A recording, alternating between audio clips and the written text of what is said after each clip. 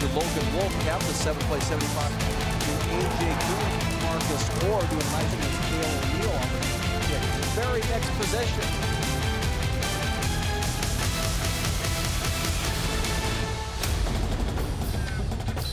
Welcome to John Wall Field on the campus of Prairie High School. Week 1 of the high school football season tonight as the Prairie Hawks play host to the Kennedy Cougars.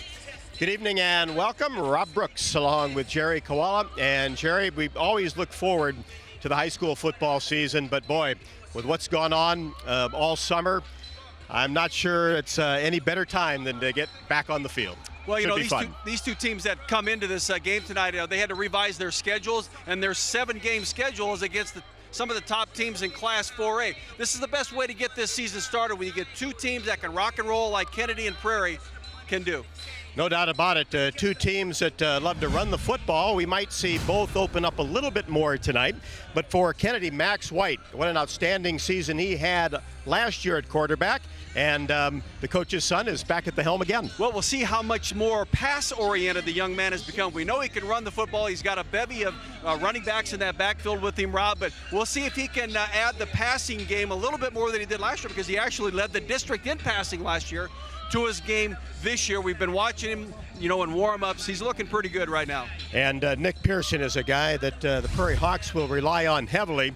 What an outstanding campaign, one of the best in the state last year. Well, you know, a lot of that comes from the execution that head coach Mark Bliss requires from this football team. They run a single wing. It's an interesting offense, but they get it done. They execute well. Nick has just been the recipient the last couple of years of some excellent blocking, but he can run the football very well. Well, of course, both of these teams have probably got maybe a third or half of their summer workouts, fall workouts. So who knows what we'll see tonight, but at least we're playing football. Should be fun. Prairie and Kennedy up next on MC22.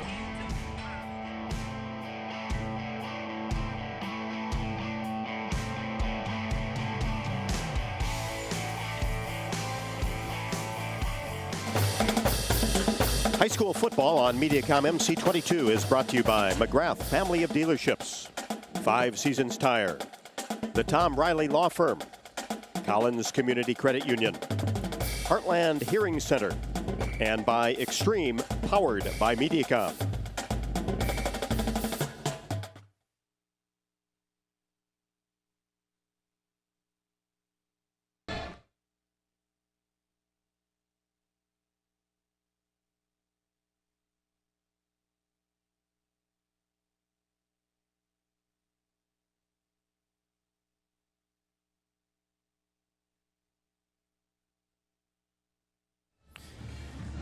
Welcome back to Prairie High School. Rob Brooks and Jerry Koala as we get set for our first football telecast of the year.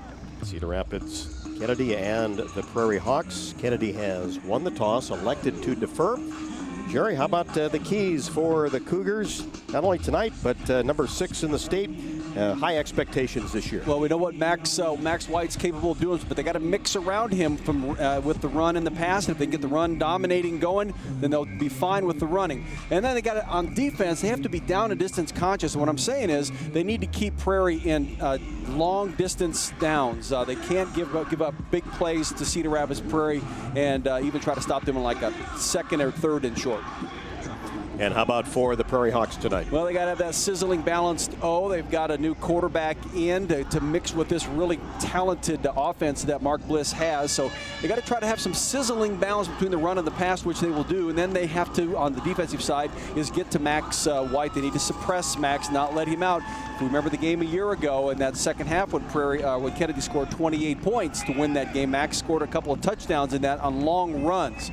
So they got to get to Max, and they got to get to him all 4 quarters. Kennedy won that game last year right here at John Wall Field, 35-28. And the interesting thing that I remember about that, Jerry, is talk about 2 of the more prolific running teams in the state. They came out throwing the ball downfield, and it was big pass plays that really got the game started, especially on the Prairie side. It's amazing how sometimes it just switches and changes, you know, from what you started with. Coaches will get a feel for what they want to do during the game. Sometimes it has to go to the passing game, and it worked successfully last year for both of them. Liam Way puts a foot into it, and we are underway as the ball is taken by Ward. And a little seam for him as he gets up past the 30-yard line. 1st and 10 for the Prairie Hawks. And you mentioned the new quarterback this year, Brandon Flecko, a transfer into the Prairie District that has a terrific arm. Well, that, and he can run the football too, but he's very precise with his pattern, the throws he does with the receivers in their patterns, which, you know, isn't always into the scheme of things for Cedar Rapids Prairie, because they can be run-oriented. If they get that running game going, Rob, we'll never see the ball in the air. But do have some talented receivers, especially Gabe Burkle at 6'7" at tight end.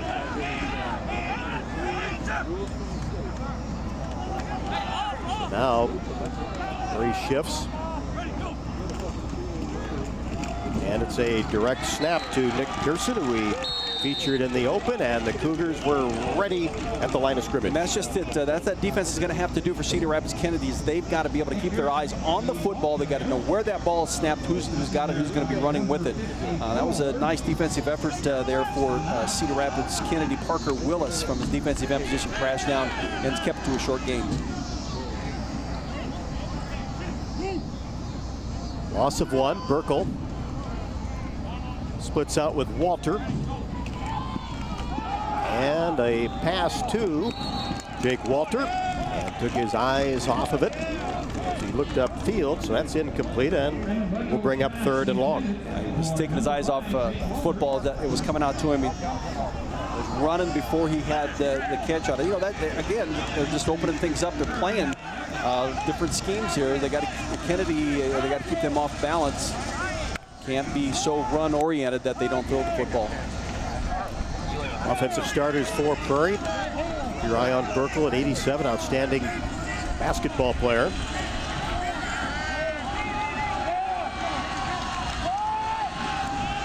Here come the Cougars, and the ball is caught by Ward. His knee goes down just beyond the 40-yard line. 4th and 1. They went to a spread formation. Deontay Fliss now at the quarterback, number 3 for Cedar Rapids Prairie. And so you have different personnel in there. You have receivers in there versus tight ends and who are blockers. So now they go back to a different offensive scheme. It looks like Flecko might be back in. Actually, there's no quarterback in at this time. Well, going to line up on 4th down. Pearson back there. See if he takes the direct snap, and we've got some movement. 2 players in motion at the same time. And now that might make the decision to punt a little bit easier for Mark Bliss. Yeah, we'll see them. They'll go for it. You know, we've seen them do that in the past. You know, it's just the first game of the year, and that was only their fourth play. It's a type of offense, Rob, that requires so much focus and concentration, and then the execution has to be almost perfect for it really to be good, and we've seen how good it can be. Well, we talked about in the open, both of these teams have not had their normal summer camp heading into the season. Obviously missed a full week of practice with the storm in Cedar Rapids.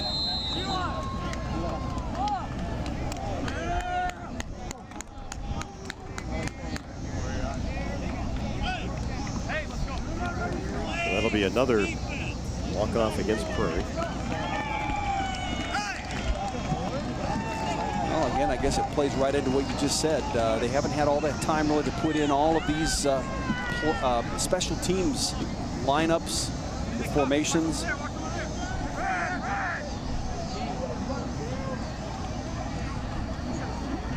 Rosick will kick it away.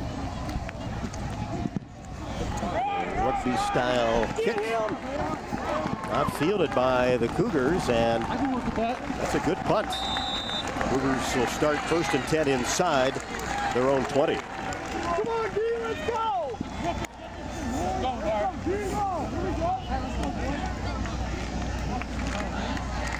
54-yard kick.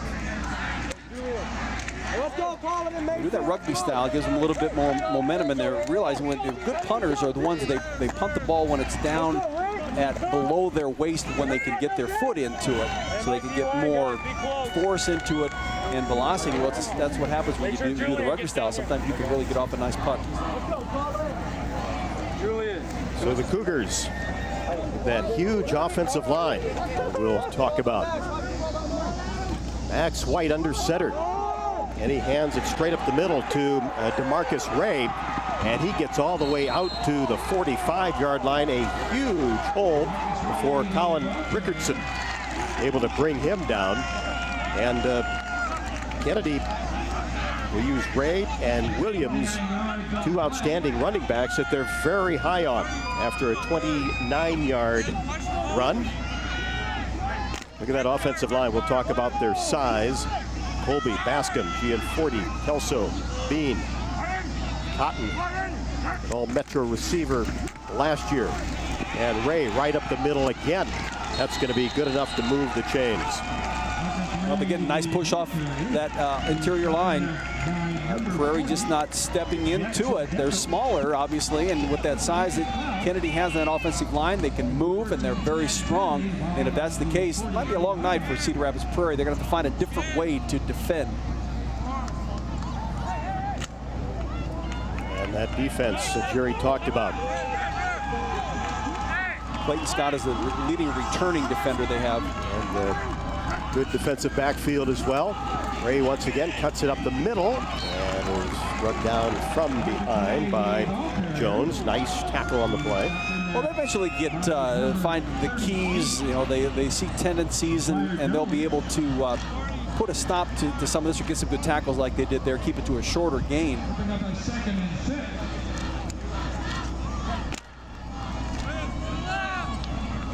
Still a pickup of 4 for DeMarcus Ray.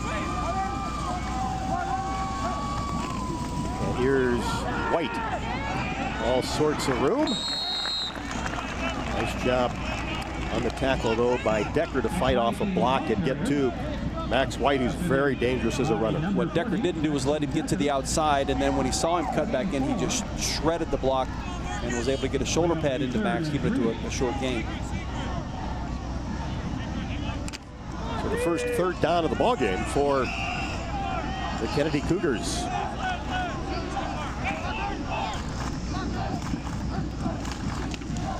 And to Ray. And he pulls forward and is very close to the first down marker. Interesting that Clayton Scott was stunting from that middle linebacker position, and he was picked up nicely by the blocking back in there for Cedar Rapids Kennedy, Colin Flanagan. Watch this, he'll come right up the middle. Flanagan, boom, right there. Just slows him up enough, and it gives Ray a chance to find another alley to run through.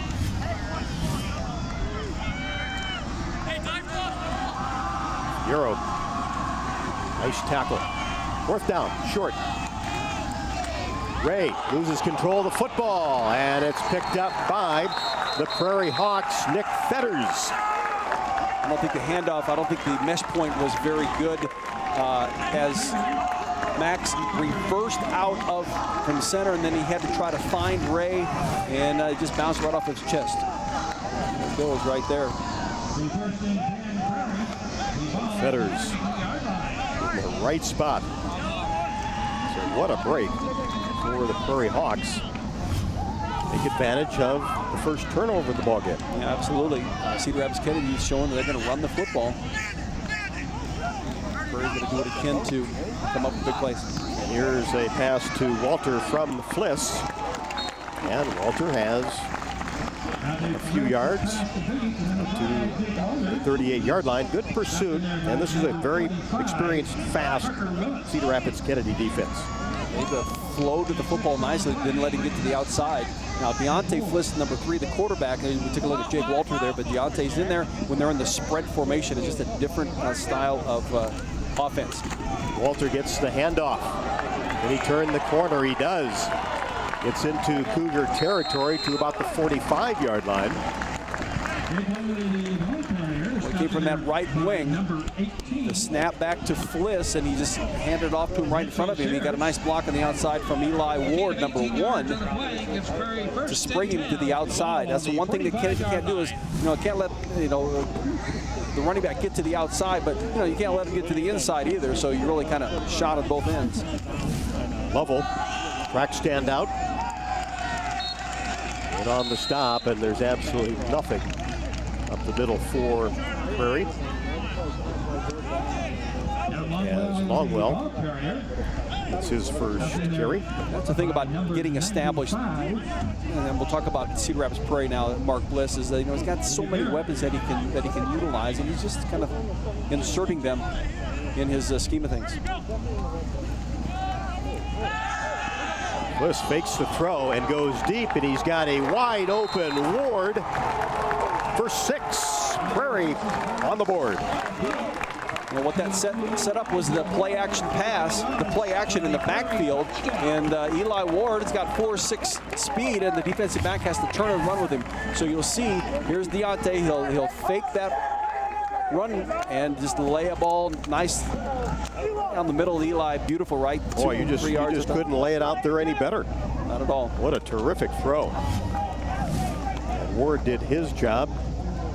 Beat the defense 45 yards. And Prairie scores first off the Kennedy turnover, and just kind of like last year, big pass plays early on for the Hawks. That's right. It was a long pass to Gabe Burkle, if I remember correctly, across the middle. Gabe just ran untouched 10 yards downfield, got into the open area, and Hunter Williams found him for the touchdown.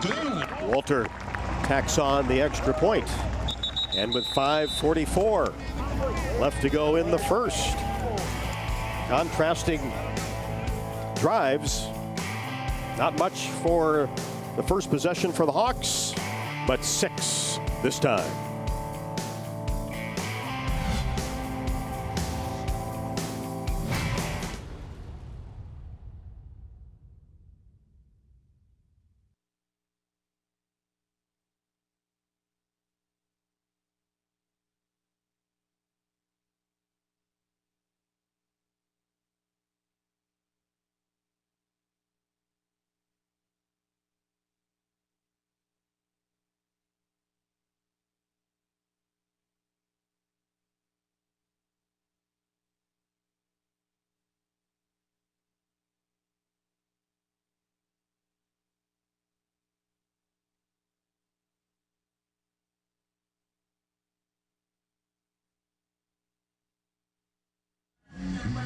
Eli Ward on the receiving end of that 45-yard touchdown. And the junior showed off his speed, ran a terrific route, and Deontay Fliss put that ball. Boy, as a receiver, you wouldn't want it anywhere else. Well, you know, you got two things that make those things work. Number one is a great route run by the receiver, and number two is the quarterback executing in the backfield and just delivering a beautiful ball. I mean, you can see Eli right there running nearly at full speed to catch it over his shoulder, 2 or 3 strides in front of the defensive back right into the end zone. Pretty good athlete. Elijah is a pretty good athlete. No doubt about it. Now, the Ward name people might remember. Diedrich Ward, that would be his second cousin. Eli's father, Justin Ward, was a Prairie grad in the middle 90s. And he's the first cousin of Diedrich Ward. Yeah, Diedrich, of course, played at Cedar Rapids, Washington, Northern Iowa Panthers, and had a terrific career in the NFL. 10 years. Yeah, get the chance to run into Diedrich 3-4 times a year, which was great to see him. Well, we are into 2020, so the generations of family continue, down the path. But that was just a tremendous offensive set by Cedar Rapids Prairie. I'm telling you, they got a lot of weapons out there. Now, defensively is where they really need to step things up. Of course, they were fortunate to get that fumble and recover it on Kennedy's opening drive. But took advantage. They did take advantage. You have to take advantage of it. If you have to outscore people, I think Cedar Rapids Prairie is very capable of that. Walter gets set.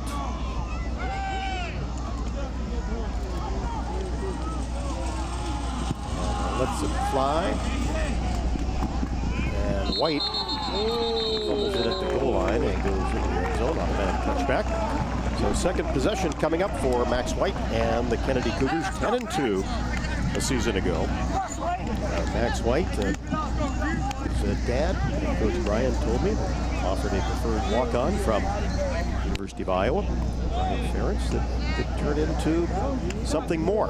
He's a heady football player. He's one of the toughest-minded young men you'll ever find. And not only that, but he dedicates himself to becoming a better athlete overall, and especially at football. I could see him being, a strong safety or a cornerback. He's got to build up his speed, but I think he's got those capabilities. They play a lot of different positions. Threw for 751 yards last year. Bulk of the offense for the Cougars on the ground, and we've got a penalty marker, delay of game on the Kennedy Cougars. Got to get that play out there. The huddle has to snap it up a little bit, get up to the line of scrimmage, get that play run. I had talked about Max leading the district in passing last year, not by yardage, but by a percentage. Ryan White, 7th year. Cedar Rapids Kennedy. Of course, took his team to a state title game. Got a terrific staff as well. And son Max on the move. It's a foot race. White wins it. And just like that, the Kennedy Cougars on the scoreboard. 85 yards. Max White. Another big hole up front for Kennedy. Well, they were running off the short side of the field. They had all their blocking over there. They had the interior line sealed. They sealed that linebacker out and in, so they couldn't get any penetration. And Max, he's got quite a bit of speed. You see it right here. Watch, it's just a full body, student body left. Ray will throw a block here, and Max just finds that opening.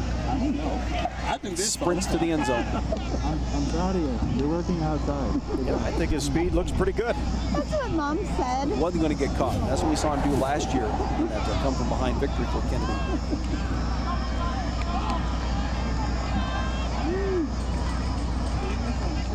Max White had 21 rushing touchdowns last year. Cougars take time out, just trying to get the right personnel out for extra point attempt by Liam Way.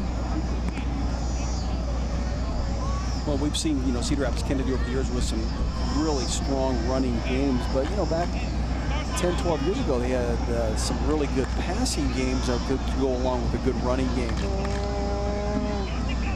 I think eventually remember Max season, Martino. Martino was one I was new as Max. I was just trying to figure out what his last name is. Well, don't forget our first Talk Sports of the season. Nolan and me, 6:30 on Tuesdays. We want to hear from you as we get going on September the 1st. 23rd year together. Talk Sports. Interesting with all the decisions being made to cancel seasons, conferences, with colleges. We ought to have a nice conversation going. Some will play, some will play later. Eventually, everybody will get back on the field, one way or another. Way adds the extra point. We're all tied up at 7, Jerry, with 5:30 left to go in the first quarter. A little bit like last year as far as big plays. And the running play for Cedar Rapids Kennedy, again, it was just a student body to the left. They went to the short side of the field where Prairie's strength of the defense was not. And Max, of course, reading his blocks very nicely and finding the opening and slicing right through it for the long run. Take a look at it here. It was just a quarterback sweep to the left. Had good lead blockers.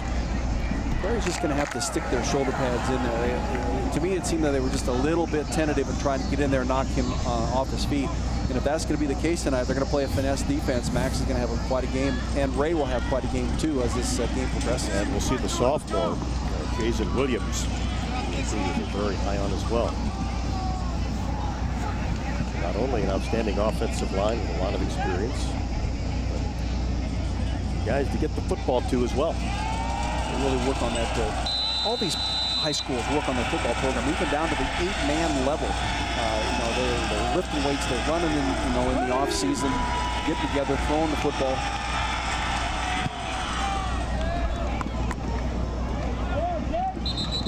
Good kick. First and 10 for Prairie at the 20-yard line. And the thing about Prairie now is Kennedy's going to have to be able to read what Prairie's doing. They know that they can run the football and they can stop it from time to time, but they're going to have to really play good, solid defensive back coverage on these receivers, as we noted Eli Ward on that long touchdown pass in their last possession. Prairie Hawks 6-4 last year, and right in the middle, Mark Bliss, his 7th season. The playoff last year, 34-17.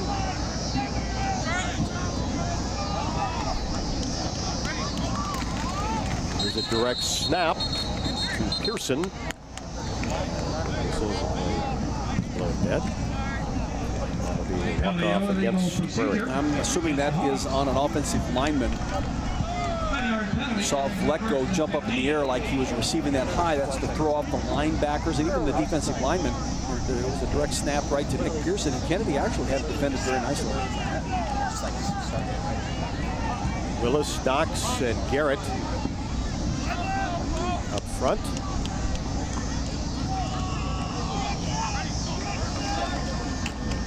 Garrett almost gets to Pearson, but he is able to get outside and rambles to about the 20-yard line. Nick's quite a runner. He's got speed, as we've noted. He's got good cutting ability. He's strong, too. And a workhorse. Well, and the thing is, you're not going to gain 200 yards in your first 2 carries. He might carry the ball 35 times tonight, and he may not really be getting anywhere until after the 10th carry. And then things start clicking in for him. Well, we remember Keegan Simmons and how good he was, and that got stronger as the game wore on. Hill makes the stop for the Cougars. And the pass is incomplete. That'll bring up 3rd down and 10. Pass intended. Scott, 5'10", senior. Back almost run the same type of play. If they're going to try to establish a passing game, you got to stay with it. You got to run it every couple plays to get your quarterback. And Vlecko is rolling out to his left to get him into the game. This back there in the shotgun, and under immediate pressure, just has to take off, and it's finally twisted to the ground. That's Parker Willis, 6'2", 240.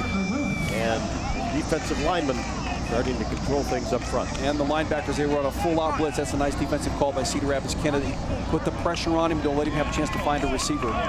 Make him tuck it. He runs for 1 yard, brings up 4th down. Yeah, Charles called scar. Just had no chance to survey the field. Situation for Cedar Rapids Prairie.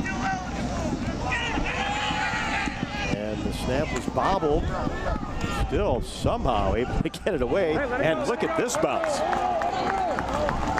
Wow, all the way inside the 20-yard line. 2 terrific punts. That goes at 61 yards. And the better part of that, Rob, is the fact that he was rolling to his right. He was close to the sideline. He kicked it up into the air high, and it stayed in bounds. I mean, it could have so easily just kind of faded out of bounds, and they would have had to try to, find a way to spot the ball. That's just some tremendous athletic ability. You thought when he kicked it, for sure, that ball would go out of bounds, maybe somewhere near the 40, 45. But it stayed in bounds, and then somehow got a terrific bounce. Let's take a look. And it bounced in further to the field of play. Nice coverage down there by Mason Mahoney to and not to touch the football. That's right. Well, the punting game really has helped Cedar Rapids Prairie to this point. To find a way to go from defensive end to defensive end to solidify against the running game. Linebackers got to fly to the football. They're just going to have to start bringing down these athletes that Cedar Rapids Kennedy has. And Max White, so far, have been the best of them. Great, terrific on that first drive. The veteran, Max White, took over an 85-yard run for Cougars, and Max White's first touchdown of the year. Probably isn't going to be his last either, Rob. It may not be the last one tonight either. Might not be the last one in this quarter. But 21 rushing touchdowns last year. 7 that he threw for.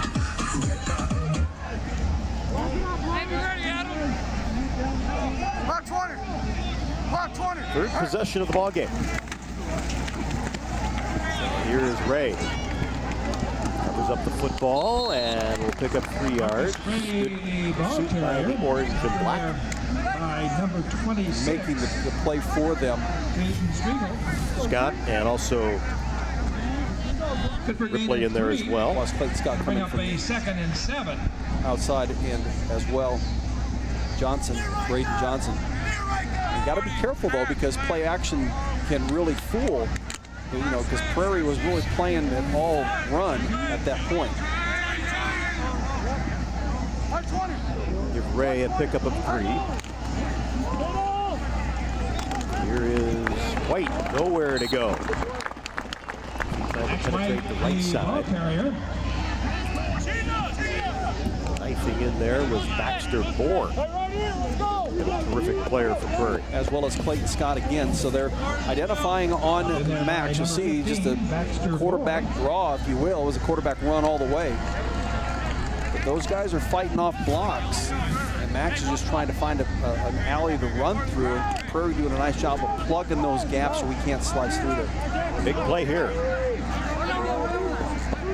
7 to go for a first down. 3 wideouts for the Cougars. Potentially first pass of the game, but then Max White will take off, and I think that last little burst Max White will get him the first down. Max in there by number 35. up a little slow after that run. You see him get hit down below the knee. Looks like he may have taken a helmet.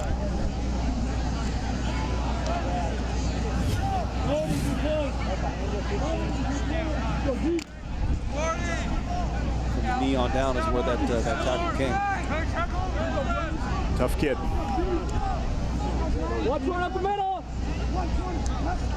It's the first down and hands it up the middle to DeMarcus Ray. Marcus Ray, the ball carrier. Cut down by Clayton Scott, who's had a terrific series defensively for the Prairie Hawks. Reading nicely from that middle linebacker position. Outside linebacker, you'll see him just identifying where that ball is going. Kennedy's not, trying to be at all deceptive with the football, not showing any play action. Max is just turning and handing the ball off, and so he's got to pin your ears back and get after the ball carrier. Jones in that pile as well. Pickup of 2, 2nd and 8. White drills it to the big tight end, Drake Kinney. His first catch into Prairie territory. What you get when you are predominantly playing the run, you play action there, you let the tight end run off the line of scrimmage wide open. Nobody picks him up. And you can see how wide open he is between cornerback, linebacker, and free safety. Jackson Dexter First and 10 Cougars. makes the tackle. 49-yard line. Pickup of 20. Well, Greg's sister's a pretty good athlete too.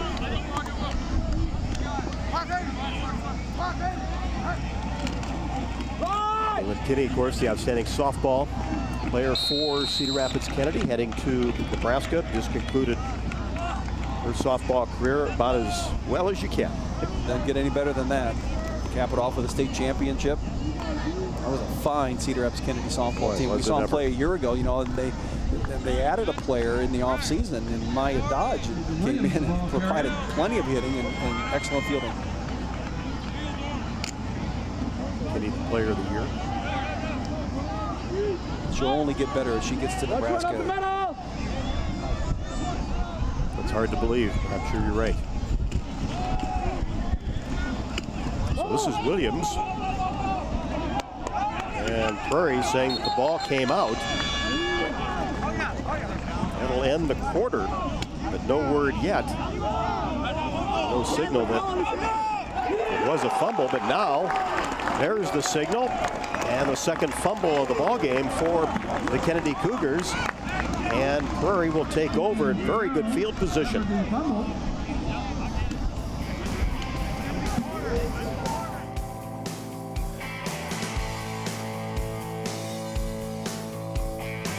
Williams, the sophomore, kind of had it just ripped out before he hit the turf by Jones. And he reached in there and snagged it. Prairie dodging another bullet as they go to break.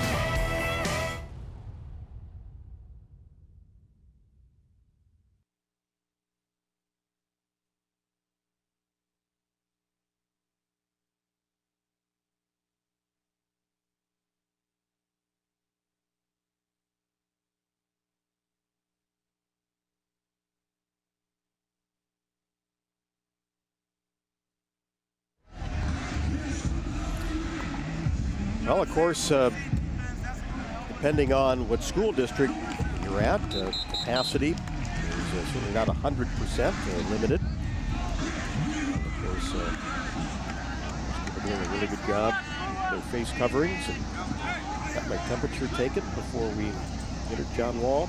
So all the precautions are certainly on everybody's minds, so we can continue successfully play this football season. And a pretty good run for Blecko back in there at quarterback, sharing time with Deontay Fliss. Not a bad thing for the first game to use a couple of QBs.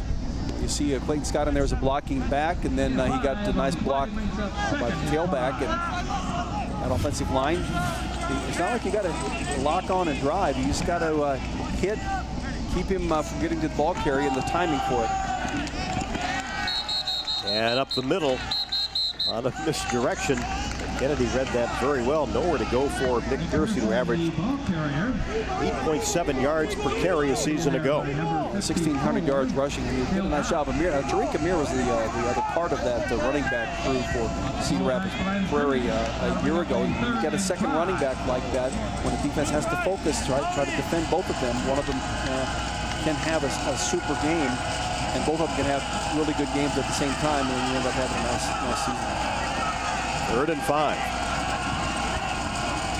And the Hawks could drive a line.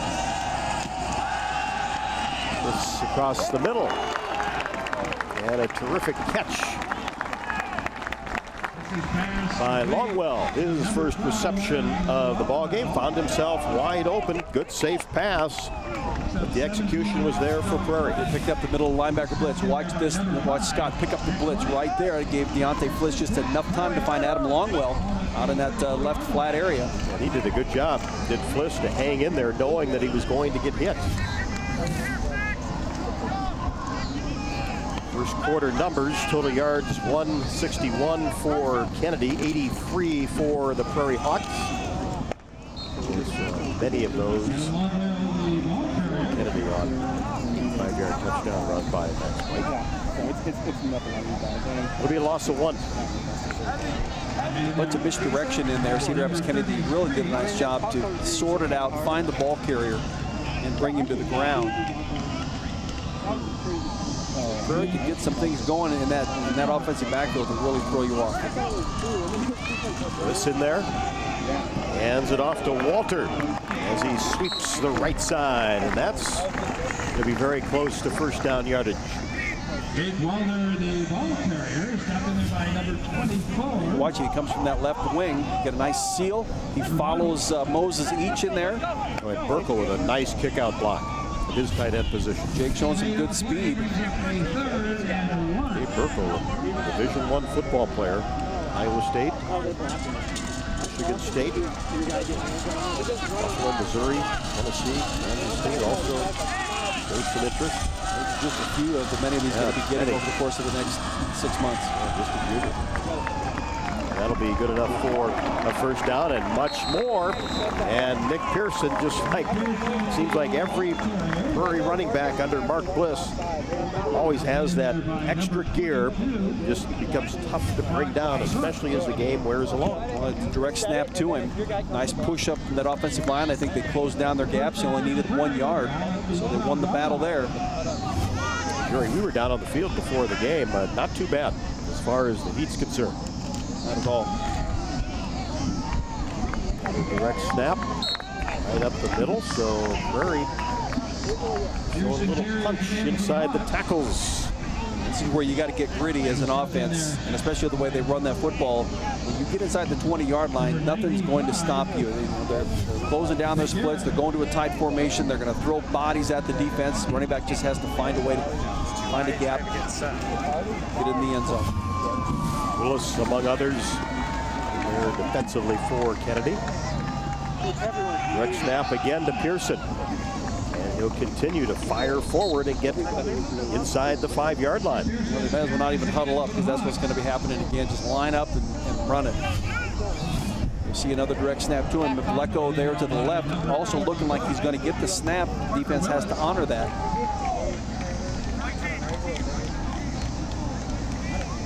Tree makes the stop from his hybrid position.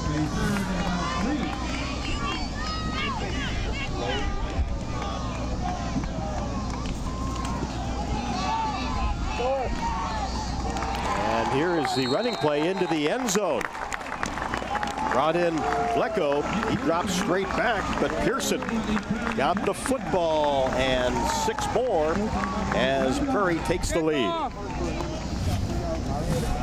Blecko does a nice job of making an execution fake here, like he got the ball and was going to throw the football. And that really helps this running play out, because the ball was a direct snap to Nick. Pearson, there was nothing up the middle. He just took it to the outside, scored on the 7-yard run. Yeah, terrific execution.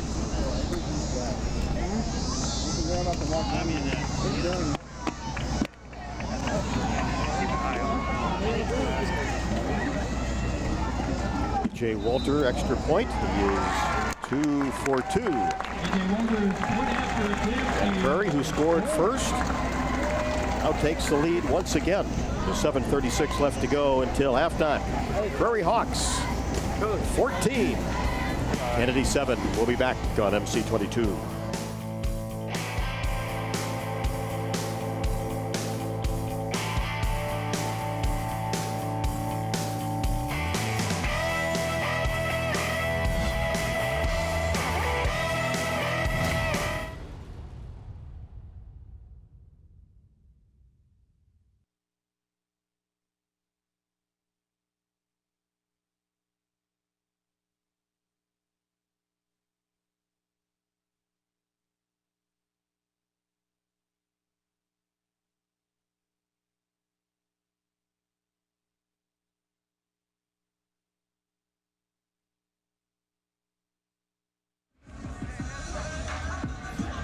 Rob Brooks and Jerry Koala back at John Wall Memorial Field. Nick Pearson, you know he's going to touch the football a lot, and typically, Jerry, when he does, good things happen. No doubt. He's got good speed, good power, gets behind that offensive line. But you really got to, also credit, Mark Bliss. He tried to set him up to get him the right plays to run, and Nick just does the rest of it on his, not on his own, but when he gets his hands on the football. I don't think he was ever touched until he was at least 2 to 3 yards downfield on any of the running plays that he was in. Well, that shows you that what's happening up front for Murray has been successful as well. They're not as big as Cedar Rapids Kennedy, but you don't have to be big to be an effective offensive lineman. Again, it's just like bump blocks here, because the timing of that running attack is so important. That's why this single wing has worked so well for Cedar Rapids Prairie. Execution is vital. They're taking a look at it from the from television monitor, which I don't think is legal.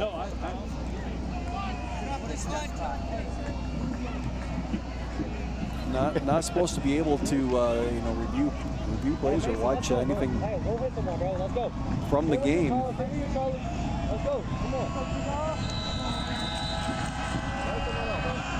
A.J. Walter, senior kicker. That's White. It'll be a short kick, and Kennedy will just get on top of the football. This is probably a wise move. A good job by Parker Willis. Not to try to do anything spectacular, but just hold on to the football, because that ball coming at you, that's could be tough to make sure you hang on to it, knowing that somebody might come down and try to strip it away from you. Well, it's a live ball, and I think Cedar Rapids Prairie just elected to let's pooch kick it and see how Cedar Rapids Kennedy will receive this. You know, they're used to Max White, you know, always getting the long kickoff return. All of a sudden, it's coming to the short guys. 20 yards out on the field. Somebody just has to get it and recover it. Jalen Cotton in the slot on the right side. He comes in motion and will get the football. The Metro wide receiver has plenty of room and almost gets out to the 40-yard line before he is bounced back. So first time that Jalen Cotton, the 5'10 senior, who had a terrific game here last year, touched the football. Positive things happen. A little bit out of the Cedar Rapids Prairie playbook. Cotton gets to the outside. They got a nice seal block. Showing some good speed, some good moves. Pick up some nice yardage.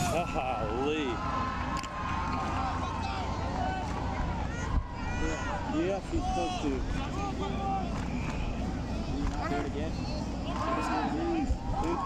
Counter back, counter back. Ray up the middle. A couple of yards before he is shoved back. Ramirez. Number 12, Adam Longwell. I remember Josue had an excellent game a year ago against Cedar Rapids Kennedy. He's in on some big plays in that second half, especially. Good-sized lad. See him walking the halls every day. Out of the single wing. We say hello to him. Do we need a timeout?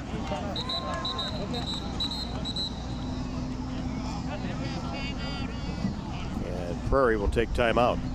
Well, Kennedy's kind of gone to a different offensive style here. They're doing a little more misdirection, and I think Jim Dostal, the defensive coordinator for Cedar Rapids Prairie, just wants to make sure that everybody knows what their assignment is on that misdirection. They want to be sucked in on a pulling guard or following maybe a wingback that might only be a decoy. Got to hold your position. We talked about how big this Kennedy offensive line is, and you can see many of them on the screen right now. And right tackle Connor Colby, wearing number 77, is committed to Iowa. Goes at 6'6", 315. And you got Gavin Bascom at right guard at 6'2", 240. Gianforti, we talked about, at center at 6'1", 215. Kelso at left guard at 5'11", 275. And then Jamison Bean, the left tackle, at 6'6", 295. Oh boy! And all terrific players with good experience. Now they're just young, they're just kids. You know, Rob, and once they go on to play college football, how they'll refine their unit, how much better they will be, how much faster they can be in strength. And may not even ever lose a pound. And that's why, you know, University of Iowa has always had great fitness and conditioning. Connor Colby is an ESPN All-American. Quite an honor going into this football season, as White has nowhere to go as he probed the middle of that Prairie Hawk defense. Well, he had student body to the right. Prairie does a nice job of making him cut back, but he cuts right back into McGuire Jones, right at that linebacker position. And read that nicely. Well, that's part of that timeout was, McGuire knew he had to stay home. They need to stay in their position until that ball crosses the line of scrimmage. So there's no reverses, cutbacks, or anything. And McGuire Jones was right there for that cutback on Max.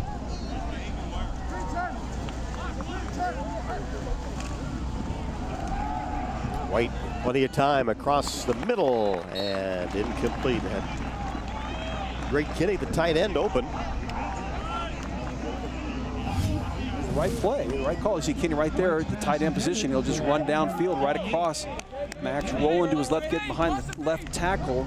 Just got to get up there and catch that ball. I think Max put it in a nice spot. Boy, you got to get up there and get your hands on it. So fourth down. Running situation for Kennedy. Never had a returner not know the ball. Nice stop by Prairie. And pretty heavy rush. Ball gets away. And now the ball is muffed. But looks like recovered at the 5-yard line. Jake Walter lost it. He was the first one to get to it. Now the field position, though, is not going to be real hasty for Prairie. Well, he was calling for a fair catch even. Because I offered just for one. Well, you know, that ball gets up in the air, and I think there's a little bit of breeze. A little bit of going. wind, because he looked like he was going to catch it over his right shoulder, then had to twist. That's where it went off his left arm. Sam Topka there. Good impact on that punt. So 1st and 10. Walter. And he barely gets out of the end zone.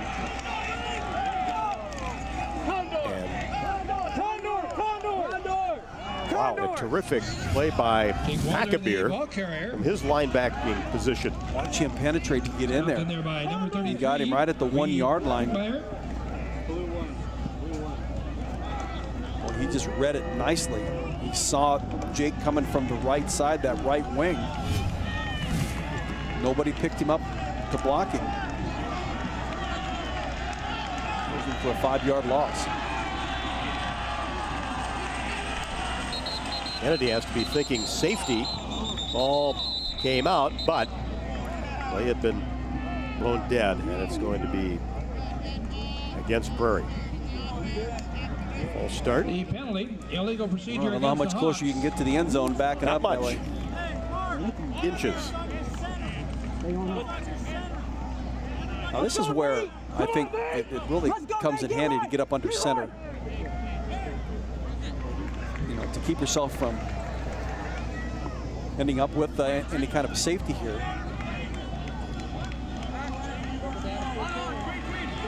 They've taken the quarterback out and got Nick Pearson back there for the direct snap.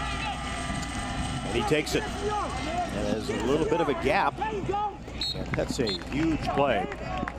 Just to give Prairie a little room to breathe out to the 8-yard line. Well, if you have confidence in that running game to do something like that, Nick was 4 yards deep into the end zone, takes the direct snap, pulled right guard. Gabe Burkle was lined up at a blocking back on the right side. He follows that right guard, and it opened up some running room for Nick. Packabeer had a chance to keep him to a 2 or 3 yard lead, but good running back that Nick Pearson is, able to get all the way out to the 8-yard line, and we've got timeout on the field. It's interesting that with all the guidelines that the Iowa High School Athletic Association has put out tonight, it doesn't seem to be that they've followed much of it here. I think they were supposed to stop play about every 4 minutes or something for... unless there was a drive that had some momentum to it, we're going to take it there. But both teams have called a couple of timeouts throughout the first half as well. Try to sanitize everything. It's just been a very unusual type of year that we have had. No question about that. This is what Prairie's asked the spectators to do. They're following it pretty closely. You know, we haven't, since the middle of March, Rob, we've been able to... Looks like everybody has their masks on, student section. When I think too, Jerry, you go back to this summer where high school softball and baseball, I think for the most part, obviously pitches across the state, but for the most part, I think it worked out pretty well, which I know a lot of football coaches were really watching those two sports very closely to hope there'd be a football season. Been able to start. I know Dyersville Beckman is not playing week 1. Marion Indians not playing week 1, but that due to storm. Thomas Park, really bad shape. Lost the roof off the press box. Several bleachers were at midfield. One of the light poles came down, so they're going to have to play at Limar High School their season, their 6-game season, on Saturday afternoons. And those games we're fortunate enough to be able to go see ourselves. Yeah. Later on this month. Jim Lovell, coming off an 0-9 season, is Hey, you can come down here. had extra coaching duties this year, trying to keep his team together, knowing that they'll have to play all of their games away from their home at Thomas Park. So Fliss gets free, fires downfield, and is it Ward that catches it? No, he does not hold on. Ruled incomplete. What a grab that would have been, and then potentially could have been picked off. That's a nice job to go up and get it in his hands, but defensively for Cedar Rapids Kennedy, that was excellent coverage, who got his hands on it too, and Zane Hill, it's on the other side. Deontay just getting away from the blitzing linebacker, throws it on the run. Watch Eli Ward go up to get it, comes down with it, has great and here hands. you think he has it, and then just ripped away at the last second. Just can't bring it in and secure it. He's got his hands on it, so does Hill. And it'll just roll off of his shoulder pad. It's almost long enough to have it. Rule the catch, but it goes incomplete. Another favorable bounce. Outstanding punt. We got a good roll out of that. Nice ball by Deontay Fliss. Eli times it nicely to go up into the air. Gets his hands on it, just couldn't yank it away from Hill. And it'll roll off the top of his shoulders. Hill's battling with him right there. And Hill did a good job to stay with it. If he maybe went for the body to try to bring Ward down, that's probably a catch. Yeah, if he's trying to tackle him versus go up there and knock away that football. Eli would have had a good long catch there.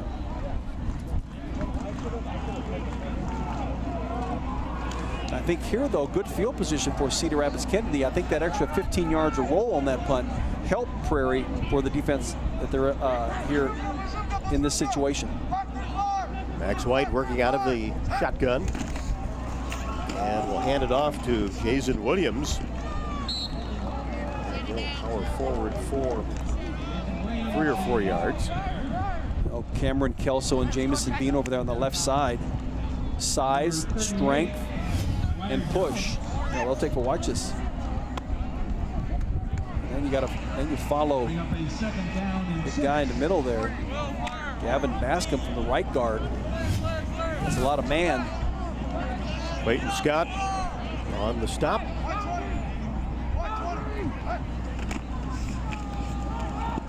And it's Williams once again, and stopped right at about the line of scrimmage again by Clayton Scott, who has just been everywhere from his linebacker position. I think Williams was dancing here just a little bit too much. And he got the handoff. You can see the right guard, right tackle pulling to the left. It just took a long time for that handoff to happen. You see Clayton Scott knifing right through there. Nobody blocks him. It goes Williams for a loss. Williams at 5'10", 160. Ray, who we've seen, at 6'3", 210. White, couple step drop, fires across the middle, incomplete. Tried to knife one in there to Isaiah Morgan. Big target at 6'4". Well, he put that on a needle, didn't he? Threw a laser. And I think there was some pretty good coverage there. They picked up the nice blitz on Clayton Scott, and Max will throw right across the middle. And those are hard passes to throw. You're rolling to your right, your receiver's going to your left. You're trying to put it right on the spot. And Mason Mahoney right there defensively.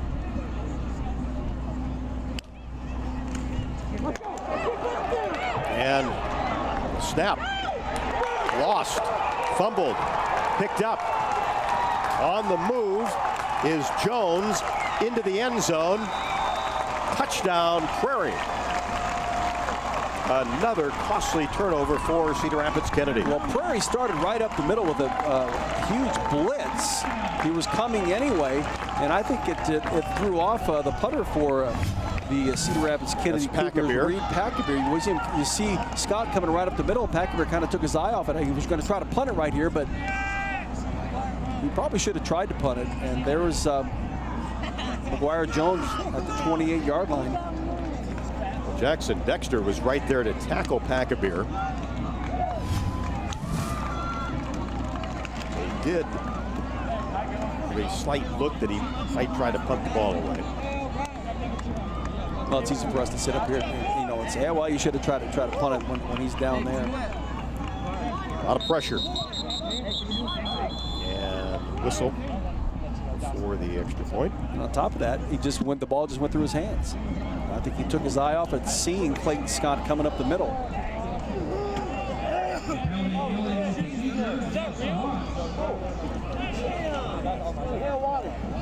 Well, the defensive efforts for Cedar Rapids Prairie have come on miscues by Cedar Rapids Kennedy. A couple of fumbles. Now a fumble punt.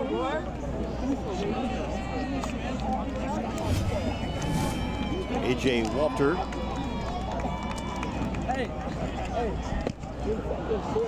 And that's blocked by the Cougars. Somebody get a hand on that? I don't know. Do you know who Jake Vandersand's pumped up. it just happened? They always give themselves away, don't they, Rob? When they make a play like that, you can tell which one it is, especially when you don't know which one it is. But nevertheless, the 20-7 lead here for Cedar Rapids Prairie, gives them that momentum with just a very short time left in this first half. And last year was 21-7 at halftime. Cougars really came on. Let's see. Yep, that right hand of Vandersanden. Got it.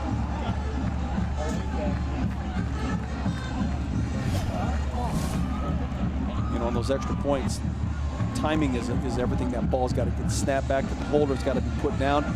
As soon as that ball is snapped, that kicker's moving forward. So you're just going to have to speed up by maybe just a half a second. That's not a lot of time, but a half a second would be enough, I think, to keep those extra points from getting blocked. Jake Vandersanden, lettered as a junior in his senior campaign, starting hybrid linebacker. Makes a big play on special teams. Max White back deep. Let's see what Cougars can do. 2:24, Jerry, left until halftime. Trying to get some momentum, down 20-7. Ranked 6th in the state. Can't get too cute. I think you got to go back to your bread and butter and just drive it down the throat of Cedar Rapids Prairie. Knees down. And Cotton went to his knees, so the ball will be down there.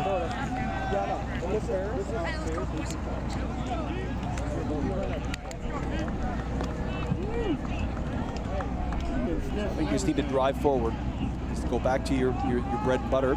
Just put in a little misdirection every now and then, but just power your way downfield, and then after you've picked up maybe 20, 30, 40 yards on the ground, 4, 5, 6 running plays, you can kind of throw in there a running or a passing play just to throw off Cedar Rapids Prairie.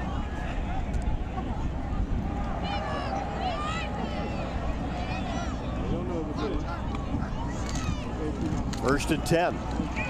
Nice cutback by Ray. And I think the other thing, they need to speed up the process of getting the play in and getting up to the line of scrimmage. Sometimes you can help yourself gain momentum by keeping that defense back on its heels. This is a nice offensive line play. There's a kick out block, 2 of them. Flanagan, the fullback.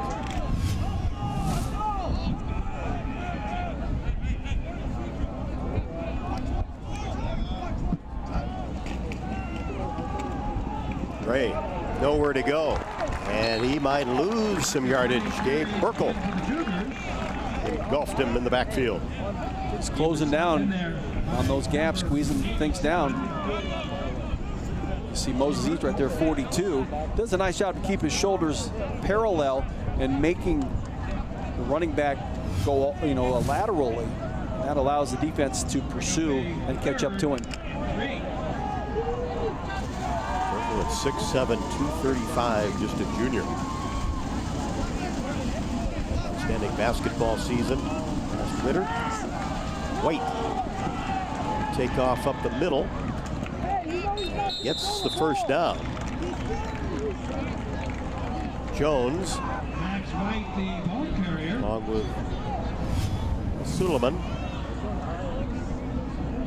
And you'll see it right up the middle. Nobody to throw to. Max elects to tuck and run, and more times than not he's going to be successful, but now he just picks up a first down on a short gain, but there's 1:06 to go. Kennedy needs a lot of yards in a hurry. Cougars have 1 timeout.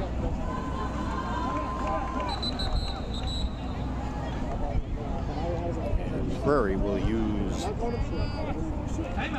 timeout. They'll have one left. Well, Kennedy went to a double slot formation, if you will, 2 receivers on each side of the line of scrimmage. Well, the Prairie was up to the task to defend it. So quickly the defensive coaches asked for the timeout so they could be sure to get everybody's assignment where it needs to be. That's twice that Prairie has done that here in this football game before Kennedy could try to show something new and run a play and be successful with it.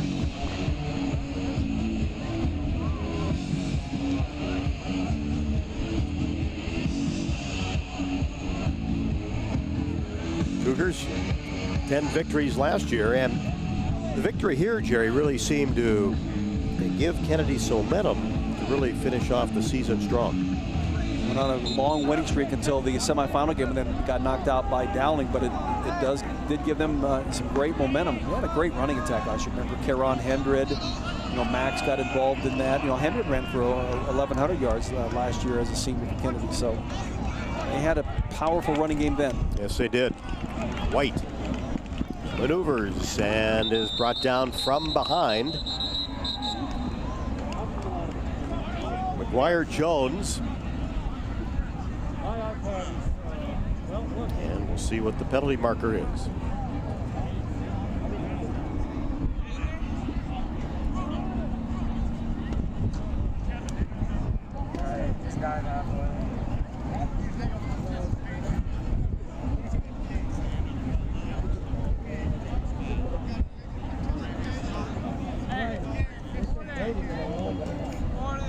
This will go against the defense.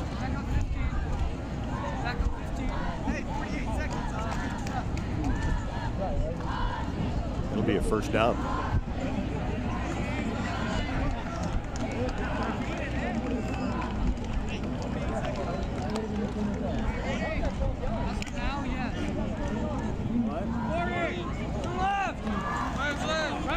Going up in that double slot again, spreading out that defense. 4 wide receivers after a 15-yard penalty. White looks up the middle. So a spin move, and he's able to turn the corner and get outside. And there's going to be a flag. There was a big-time block right about midfield, and we'll see if that's what the penalty marker is all about. Sent one of the Cedar Rapids Prairie defenders flying. You almost have to see it to believe it, but officials are out there trying to do the best they can, and those are the toughest plays to try to officiate. Did the offensive guy have his helmet on the front side, or was it, did he get him more in the back? Because they're coming from different angles. So the officials are discussing right here. You see it right there. I don't think that's it's close. It's Longwell that got blocked by Hayden Klett right there. Was it a block in the back, or was it on the side? It's going to go against the Cougars. It's a judgment call.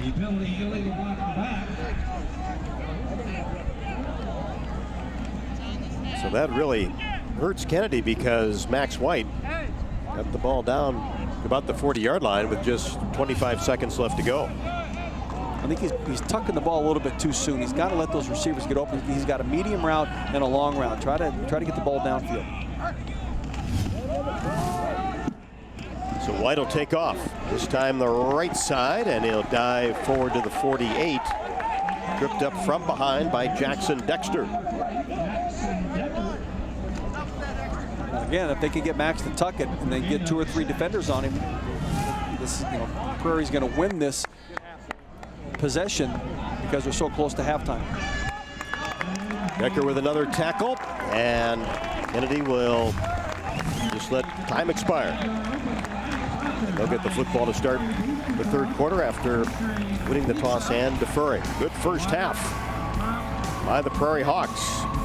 Cougars will regroup. Hawks 20, Kennedy 7. Halftime show coming up next on MC22.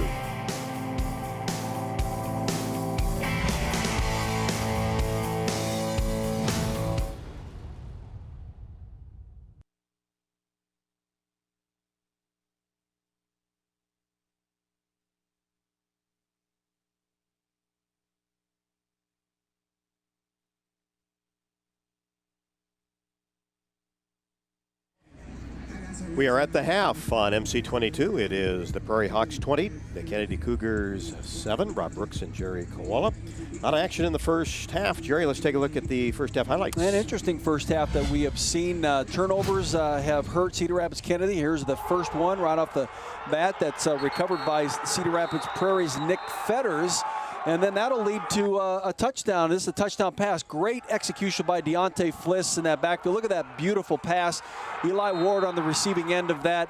And the Prairie Hawks take the initial 7-0 lead to get this game started. But the very next play, run by Cedar Rapids Kennedy, you see Max White, student body left into the short side of the field, turning on the Jets here.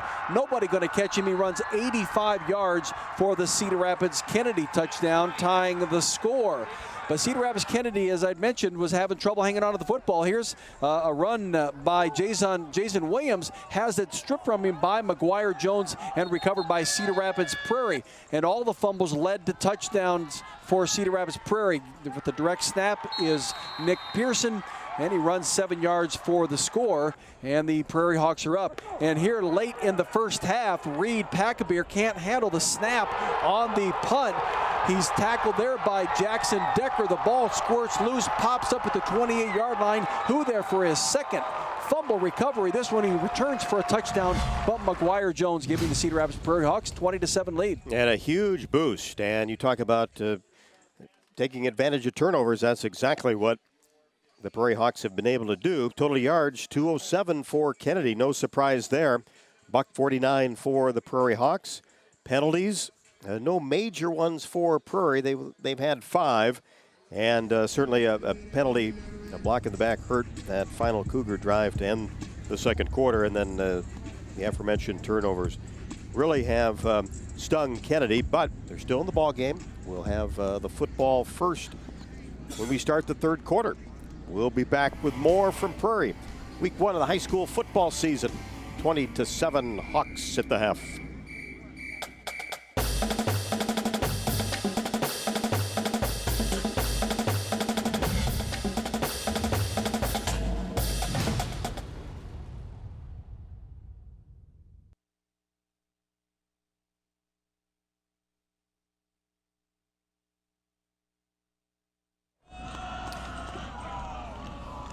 Prairie Hawks 20, Kennedy 7.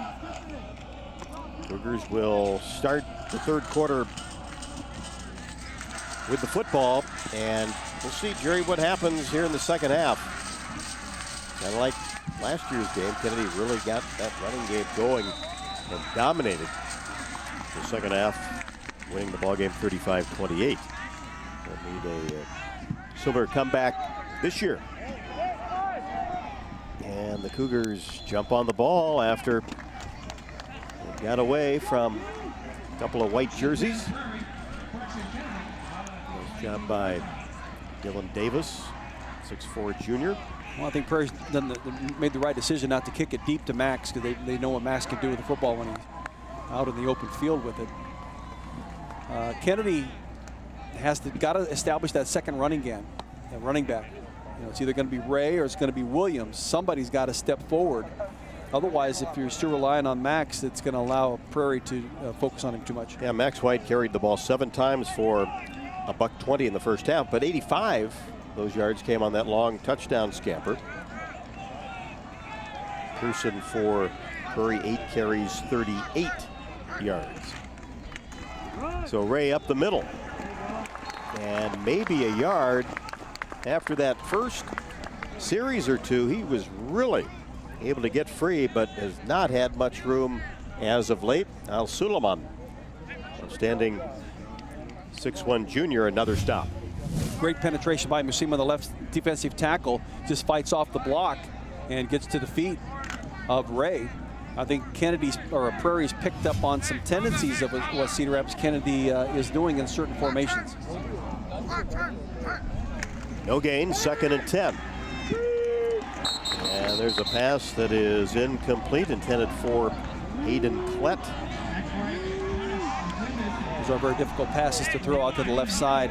It looked to me like it was close to being a lateral, but you know, the running back's getting out there and he's got to turn and find the football. Then the quarterback's got to try to deliver it to him where it's not too high, not too low, and he can hit him right in the shoulder pad area of the midsection, but he's running away from the quarterback. So those are really very difficult passes to throw and catch.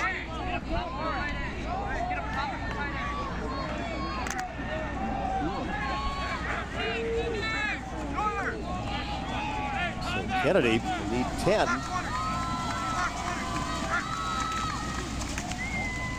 Plenty of room, and White finds a seam up the middle, but the hole collapses quickly. Gang tackling by that Prairie defense.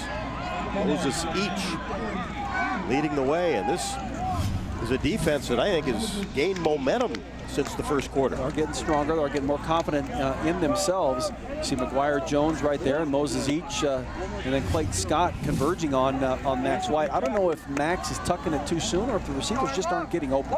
I haven't been able to study that part of it. And not much of a rush that time by Prairie, so they obviously dropped. Akabir just gets away, but he is hit to the turf. A flag does come out. And Longwell still on the move and gets to the 40-yard line, but I think this one's coming back. It's going to be roughing the kicker, and it looks like the Cougars are going to keep the football. That's a pretty easy call. I'm not quite sure. And I know they work on this in practice, your special teams player, but once he's kicked the ball, there's absolutely no reason for Sam to Topka to run and push him to the ground. Hey, let's go, D. That's amazing.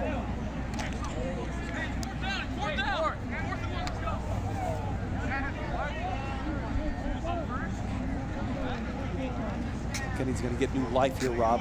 See if they can't do anything with it. I think they should just go back to pushing the defensive line and the linebackers just straight back. Just close down the gaps, run the football 7-10 times in a row. White will take off. Breaks a couple of tackles and gets out close to midfield. And that's a positive play, and White looked good on that carry. Yes, he saw the opening was to the outside, to the right side. Just enough block on the defensive end to spring him loose. Used his speed to get to the outside down the sideline.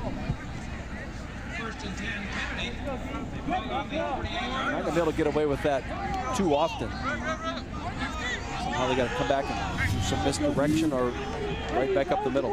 Fetters in the neighborhood for Prairie. Good enough for a Cougar first down. And White again. And he will pick up a couple to the 48. That's the same play. Running that ball into the short side of the field. You got that defender there on the sideline. See McGuire Jones, nice block by the center Gianforte, as McGuire Jones went for the fake and to set himself up to be blocked by Gianforte.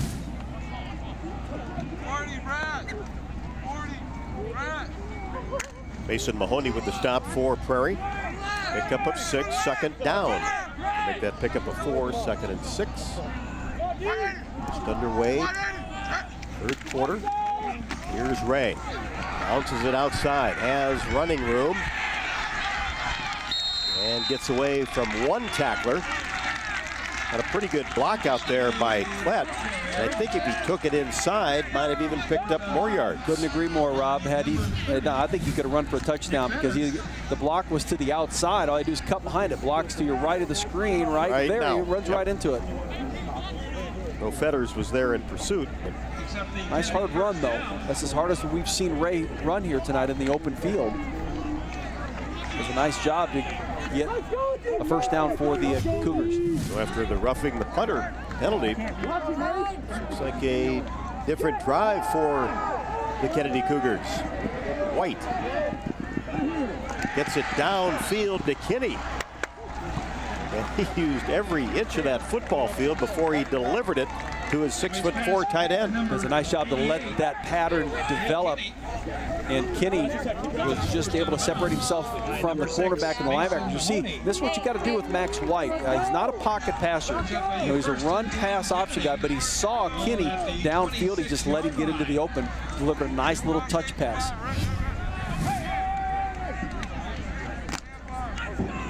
A little momentum going. All the way down to the 26. Racking up the first downs.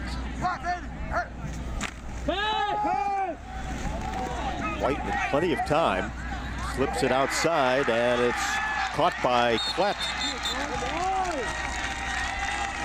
The 10-yard line.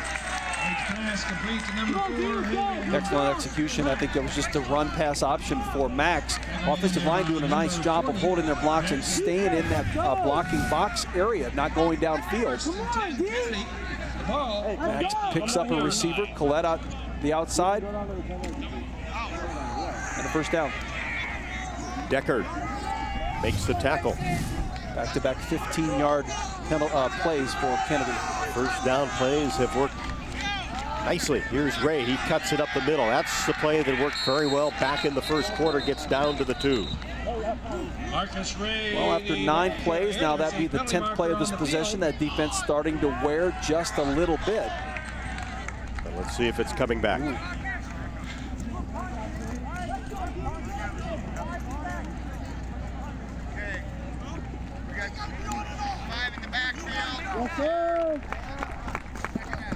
Illegal procedure. Negate that play.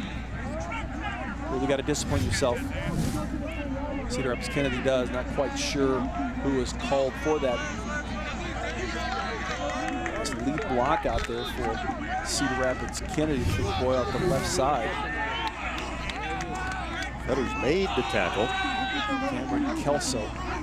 Ray has been running hard. He'll get another opportunity straight up the middle. Bounces this one outside and finds the end zone. Touchdown, Cougars. Ray, a 15-yard scamper. And he looks like he may have rolled his ankle a little bit there. Does a nice job of getting to the line of scrimmage, letting the blocks develop, and when he saw the opening to the left, you'll see him kind of dancing here a little bit, and then he sees that opening to the left side.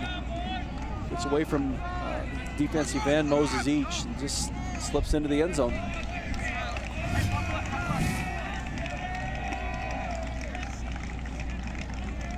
So a huge touchdown for the Cougars. A big extra point punched right through by Liam Way. Remember, the first half, Prairie missed an extra point. Certainly makes a different game out of this. Gives Kennedy a little more breathing room, some momentum, and some confidence. That's 11 plays. They went 78 yards for the touchdown. I think Ray just cramped up. He was untouched into the end zone. Yeah, right there, I think. Does a nice job. Well, he gets the handoff, and Robin has this vision downfield. He just quickly darts off to the left. They had a little chat at halftime. They needed to run harder when they get the football in their hands. And great size at 6'3", 210.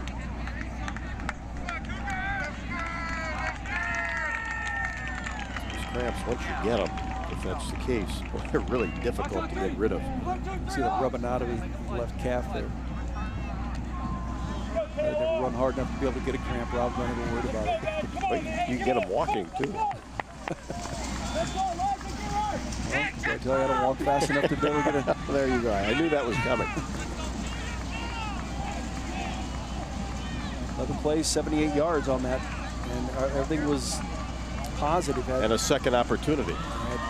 Well, the roughing the kicker kept the possession alive, and Kennedy takes advantage of that.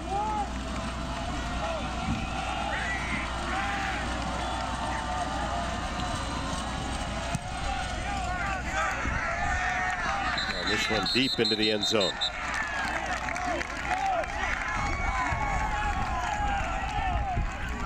Okay, the kicker for the Cougars a season ago. Let's see if that really spurs this Kennedy defense on here too. Right back in the football game. Yes, absolutely. That score will give you a little bit of a spark, but just the way that they did it.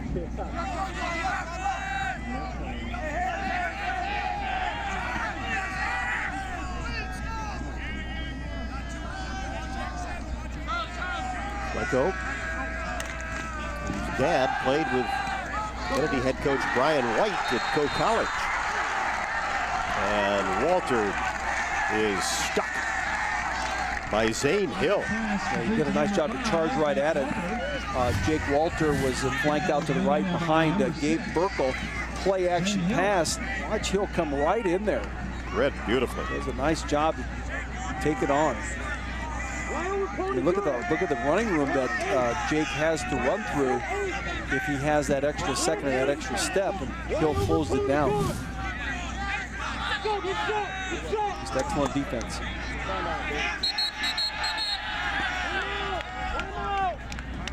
And Prairie will take timeout. They weren't in their formation that they wanted to be in. I don't think he would have been able to get back into the shotgun formation. I'm talking about Brandon Blecko prior to the play clock getting down to 0. So Mark Bliss with the timeout. How about the schedule for Prairie to start the season? Kennedy, and then at Dubuque Senior, a playoff team a season ago, and then Cedar Falls.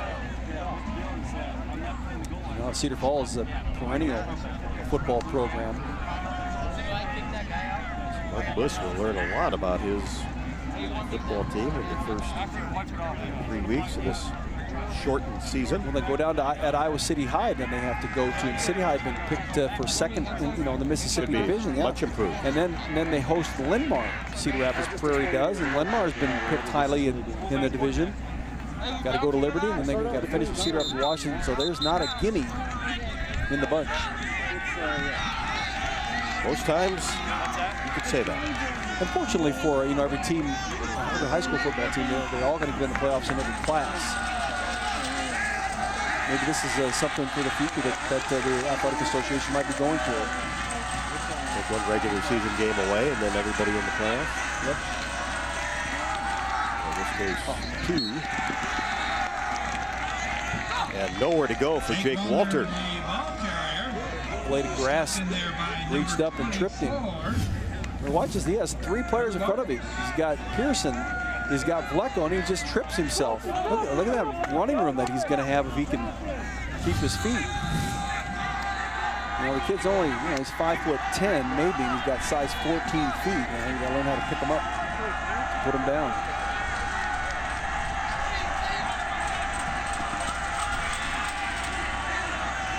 So 11 yards for a first down.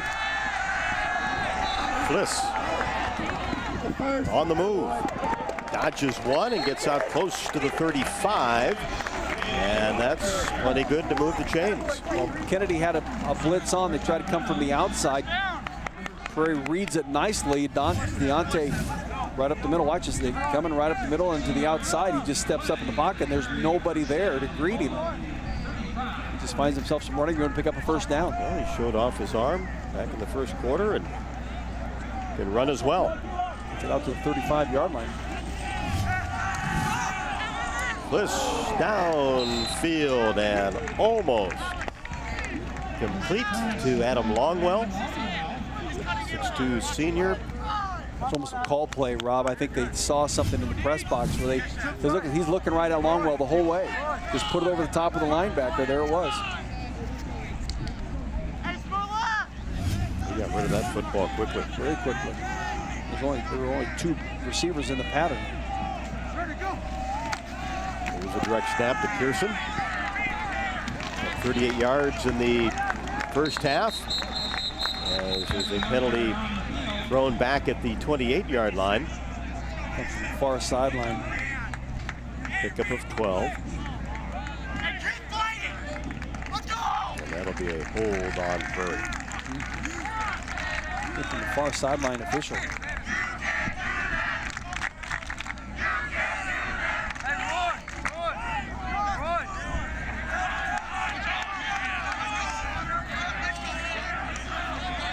Darrell Hobbs there, long-time official.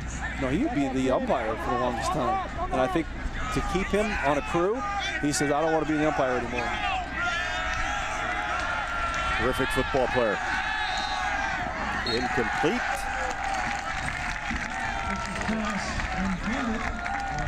Pass intended for 6'7" Gabe Burkle. Well, think about second down and long like that. Let's just pick up some yardage. Pick up 10 yards, 12 yards to make third down shorter.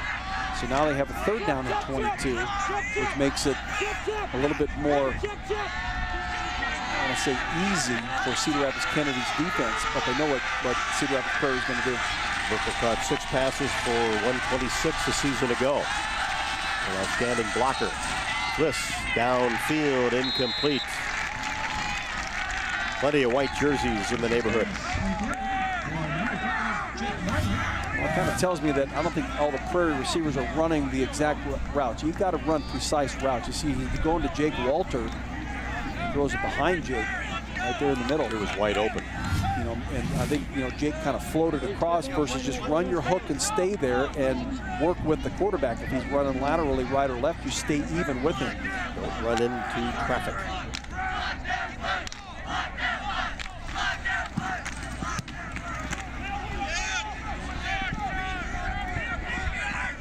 And nobody will get near this one for the Cougars.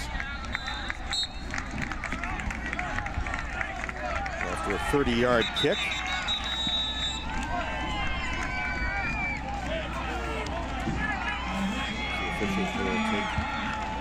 Timeout with 7:24 left to go in the third quarter.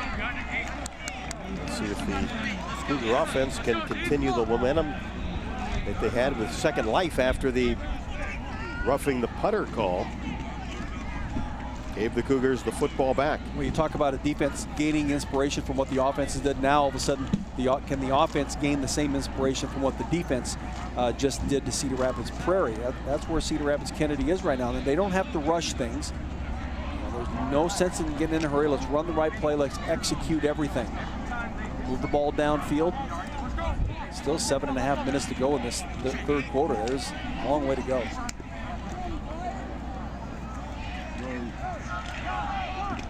And it'll be Jason Williams, the sophomore running back. Marcus Ray. Maybe had a cramp in the calf. That worked on after he scored his first touchdown as a Cougar. Well, certainly they got some nice substitutes in there with Williams being able to fill in. Jason's got to do the very same thing that Ray did in their last possession. Jason played with the sophomore team as a freshman last year. So this is his first varsity football game. And he gets a few yards into Prairie territory. We got that big offensive line, and they're going to try to utilize that as much as they can. At least I would. So they did a pretty good job of that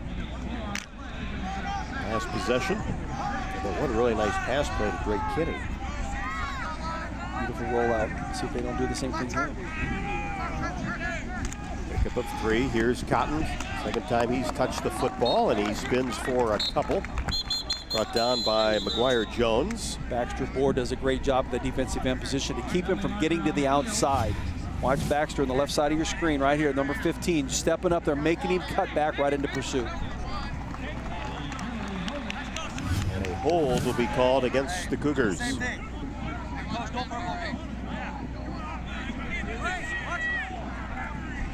Well, at least it'll still be second down for Cedar Rapids Kennedy coming out of this penalty.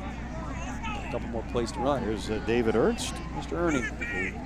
Coaches the wide receivers and the defensive backs in his 33rd year. Oh my gosh. As an assistant coach at Kennedy. That's as long as I've been in Cedar Rapids. It was the 2014 State Assistant Coach of the Year.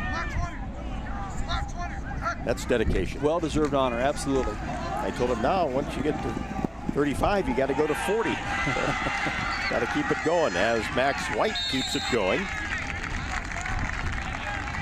It's to the 43-yard line. That's what Max can do so well. He can take something where there's nothing and turn it into a positive outlook. You see Prairie closing him down. I think they overran him, to be honest with you.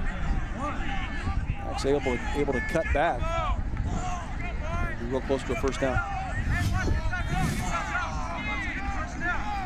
Longwell shoves him out of bounds. 3rd and 1.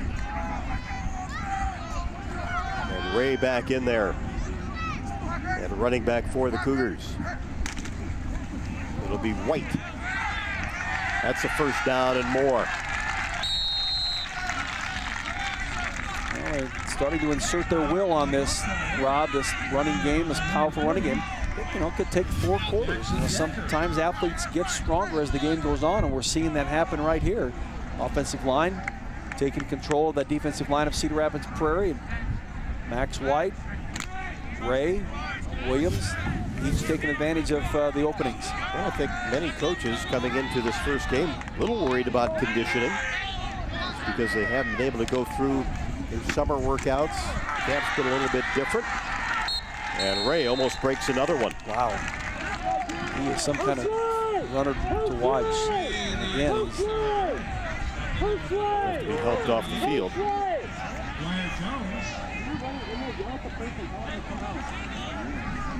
On the right side of that offensive line, you'll see, watch this pushing. Right there, kick out. It's not good tackling, but at 6'3", as you mentioned, 200 pounds, 210 pounds. He's a tough cat to bring down by hand tackles only. So it's back to Williams. He'll get inside the 20-yard line. Good, powerful run off the left side. Lee Kennedy's doing is taking care of the football. They're just punishing Cedar Rapids Prairie, wearing down that defense. Prairie just not able to make big, solid plays right now. Clayton Scott gets in there to make the stop. Those people downfield. Not until a pickup of 6. He was racking up those rushing yards now as Williams dives forward for a couple more. You see Max now getting under center. They're just going to start running the football right up the middle, close down the gaps, maybe to a foot to 16 inches at best, and just drive forward.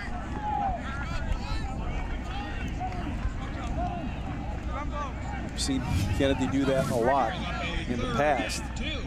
I remember the 2 years in a row, I think, where they went triple I formation because they had all those running backs and strong and powerful running backs.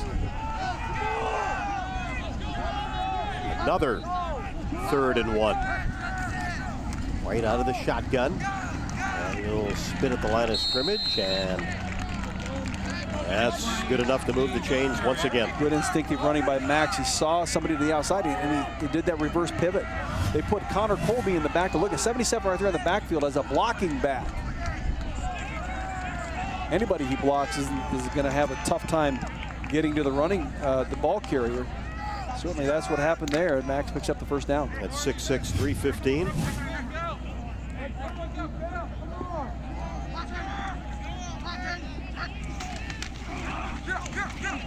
Here's Williams, and he is greeted in the backfield by Clayton Scott, who makes another big play. Yeah, Clayton doing a nice job of reading it nicely, going laterally. And I don't know if he fought off a block or nobody blocked him. Here he comes. Yeah, that pulling guard on the left side, just unable to get to him.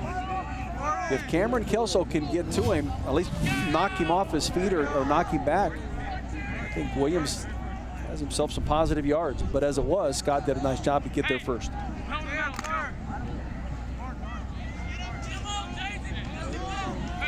He still has a 6-point advantage. White gets a couple of blocks and is cut down at the 10-yard line by Clayton Scott once again. Jackson Decker out there on that outside didn't allow that ball to get to the outside. He made him cut back. You'll see Decker number 40 come to the outside right there. Didn't let him get to the outside, and that just kind of Baxter Bohr is there, Longwell is there, Clayton Scott is there. Gives that pursuit a chance to get there. Let's see if Prairie can make another play on defense. 3rd and 9. We're inside of 3 in the 3rd quarter.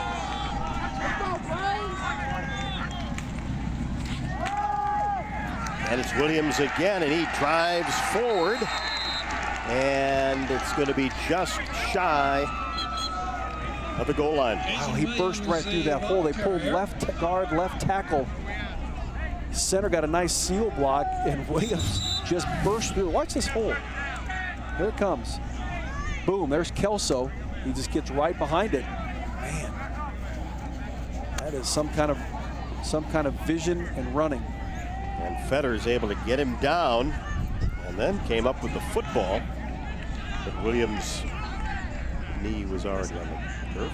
Well, Williams had fumbled in that first half. You see Fetter's trying to rip it loose from him.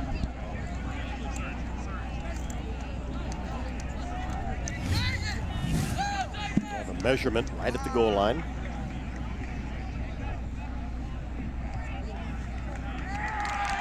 And that's first and goal for the Cougars. Well, Bob, this is ironic.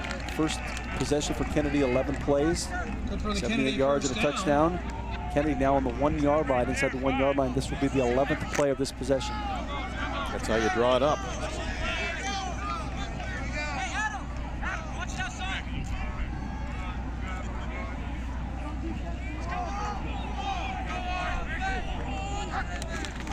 White will keep it himself and easily gets into the end zone for his second touchdown of the night.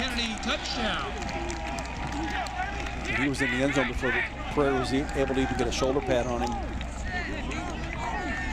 Well, we're seeing this Kennedy running attack take control once again. Off that left side. Jamison being there, that right tackle. There's Connor Colby, number 77. And an important extra point is right through by Liam Way after Prairie missed an extra point in the first half. Way 3 for 3. Extra points, the Cougars by 1.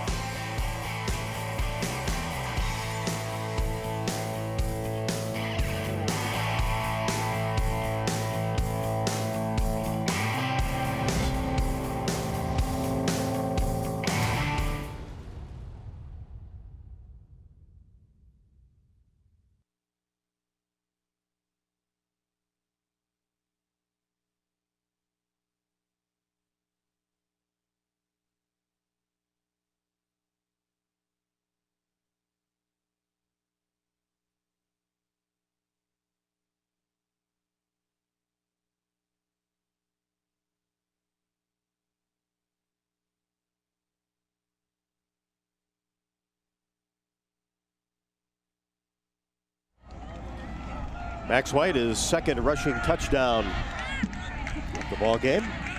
1 of 85 and 1 of 1. No matter how long they are, just as long as he gets his feet across the goal line. But you know, I think they've kind of gotten together and realized that they don't have to rush things. They've got a lot of time to play in this football game, and they got themselves back into it on their first possession with a touchdown drive. And the roughing the kicker penalty helped that drive remain alive. But here on this second possession, they really, I think, starting to wear down that Prairie defense a little bit, and just that family block that they carry along with them, Rob, I think is kind of starting to play a little role here because they're sticking together. That's been a trademark of Cougar football the last several years. Max White took that family piece of wood, block of wood, out to center field. And only one captain can go to midfield this year. So could Prairie answer? Led 20-7 at the half, now trail 21-20. They certainly can answer. They just need to execute, take care of the football.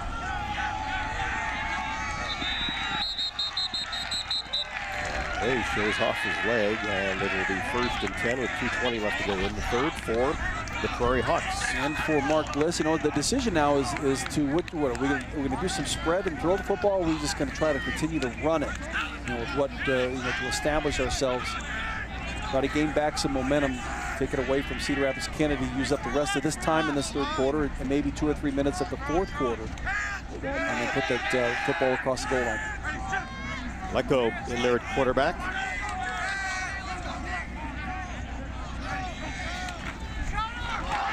Puts the ball on the turf, and he is eaten up by Drew Bartles. Well, those are the ones that hurt. Somehow or other, he just took his eye off it, went through his hands.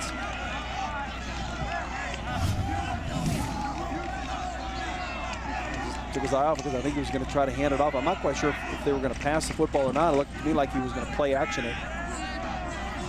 At least they still have possession of the football. Now they just got to make back the yardage that they lost of 9, pick up a first down, and continue the possession. All the momentum going the Cougars' way. Lecco fires it downfield and incomplete. Jake Walter tried to stay in bounds. Make the catch would have been good for a first down and a huge play for the Cougars. Or for the Cougars defense, a huge play, but would have been bigger for Prairie. Precision, boy. You know, Jake standing right on the sideline with his toes in about an inch. Lecco delivers a nice ball, and Jake just can't corral it. And knows it because when he got up, he pounded his hands together, knowing that he had that football. All back at the 10-yard line. The offensive coordinator, you don't want to see 3rd and 20 because plays like that can happen. Reed, Hackabeer. Oh man, what a read! Hackabeer did a nice shot. What a read by Reed. Yeah, right. Direct snap to Pearson. And here's Reed Hackabeer right there fighting off the block. Saw where the ball was snapped to. Makes the play. Well, he bounced off of Fierro. Needed to step up there and knock him out. Tenuous situation here, Rob, standing 5 yards deep in your end zone to punt the football. Low snap. And this time will not get a big Prairie bounce. Excellent field position for the Kennedy Cougars. This 25-yard kick and getting that offense right back on the football field are the Cougars. Interesting that their possessions, Rob, are inching further and further closer to the end zone that they have to go to. This is the closest and the best field position they have had all night. And they've scored 2 touchdowns here in this third quarter.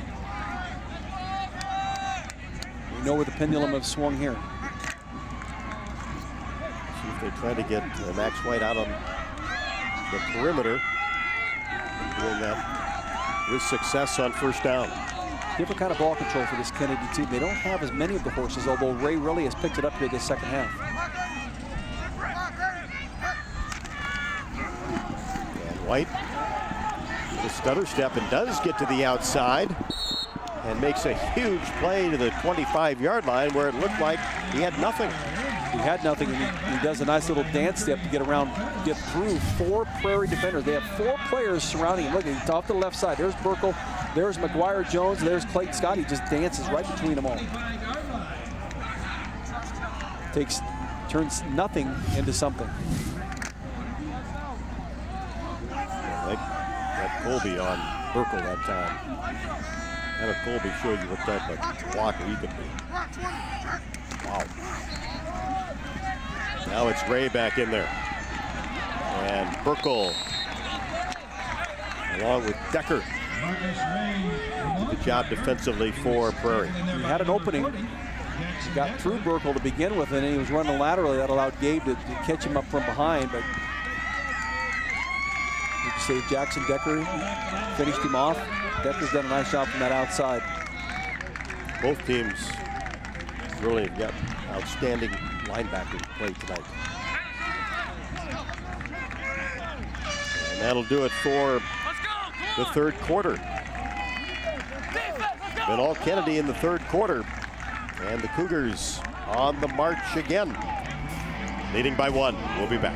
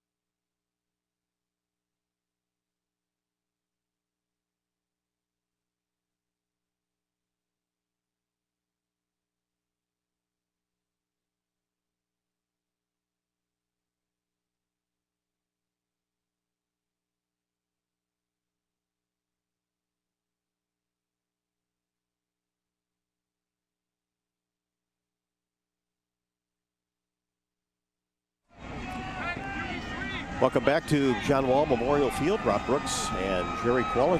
1-point football game. This was a 35-28 Cougar victory last year. White in trouble. Goes down.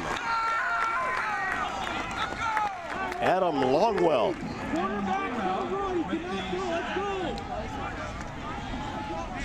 On a play like that, you got to have your receivers going out to the sideline. One has got to be run short, and the other's got to run a flag deeper. And there's just nobody to throw to. I was watching those receivers, and they're 10, 12, 15 yards downfield, not even running a pattern. So somebody didn't do the right thing.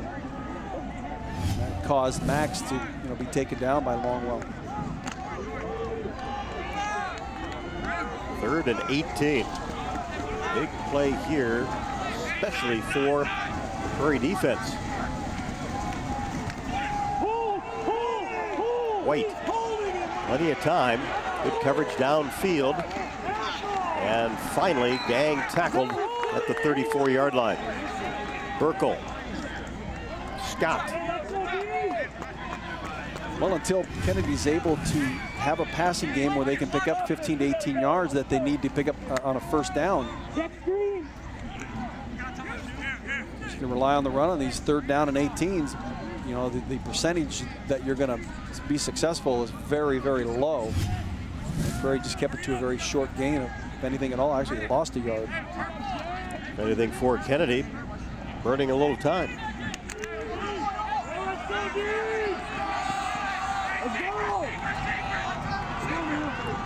4th and 19. Little throwback. And some pretty good running room.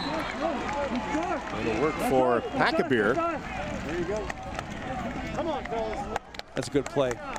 I was thinking about screen pass in the middle, but they threw a little throwback to the left side. Now you see all the Prairie defenders, they're chasing the quarterback, and that allows him just to throw a nice little soft pass to Packabeer. Packabeer's got some good wheels. Yes, he does. Got some good hands, caught that pass.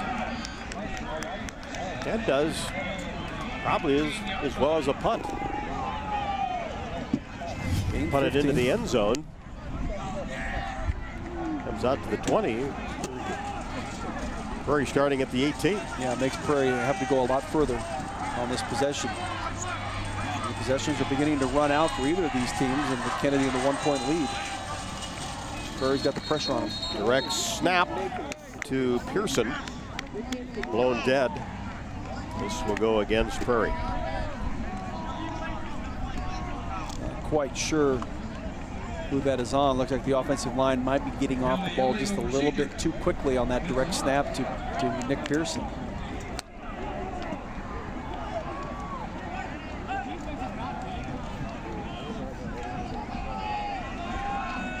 And I'm sure when you play Prairie, you play this offense, if you're the opposition, you see some things at the snap, probably alert the officials to look for certain things. Absolutely. This is uncharacteristic for Prairie to have as many procedure-type penalties as Jake Walter does some damage with the football. Got around to Reed Packabeer. Packabeer had him in the backfield, but just couldn't get enough leverage on him to bring him down. And Jake from the left wing using the running to the short side of the field. Watch Jake come right there. Look at Packabeer. Reed had him at the 10. Couldn't bring him down.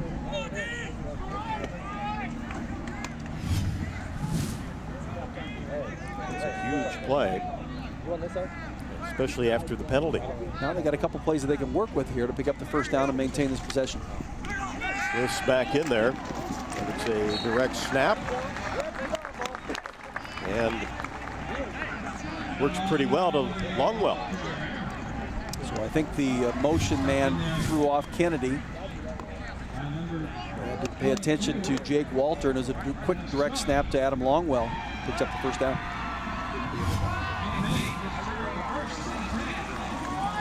Still a lot of time to go. Don't have to hurry.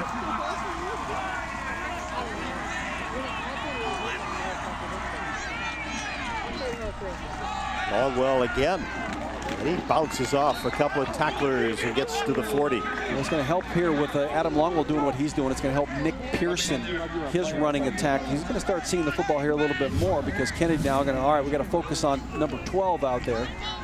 Adams done a nice job to become that number 2 running back. Vander Sanden. Get on the stop. Some good speed. Handles the ball very nicely.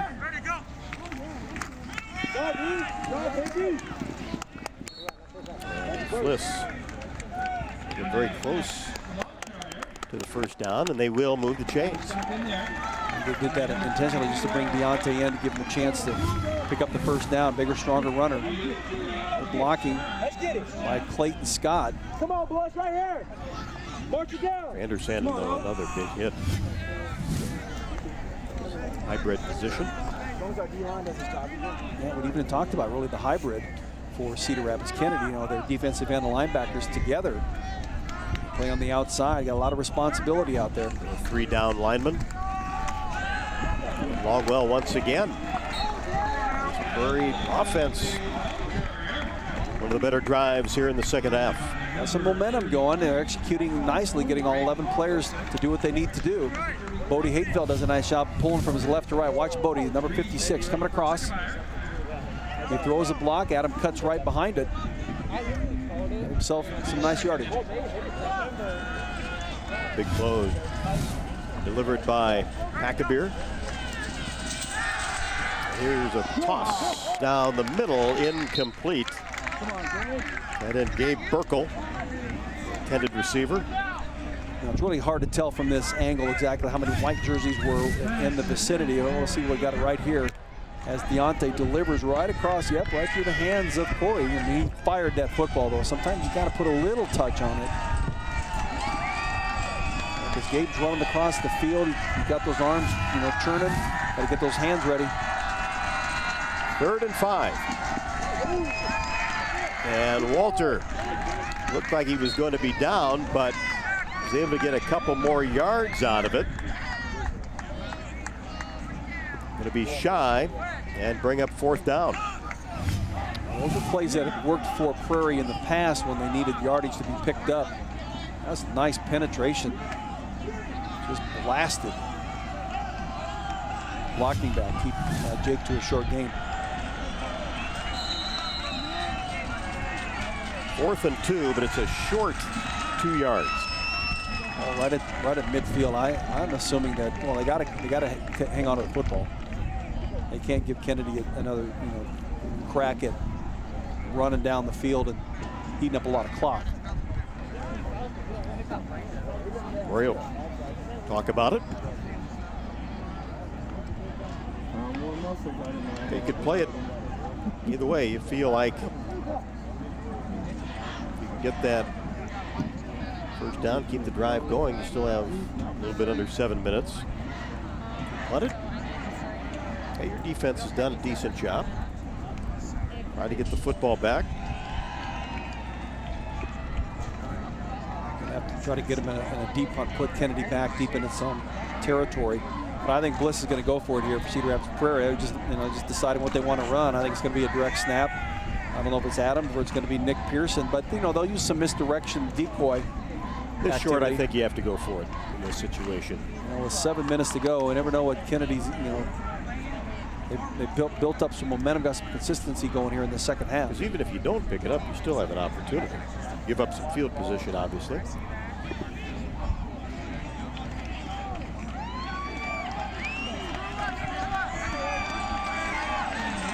That's what we came to see here tonight, Rob, is the game between a couple of fine football teams.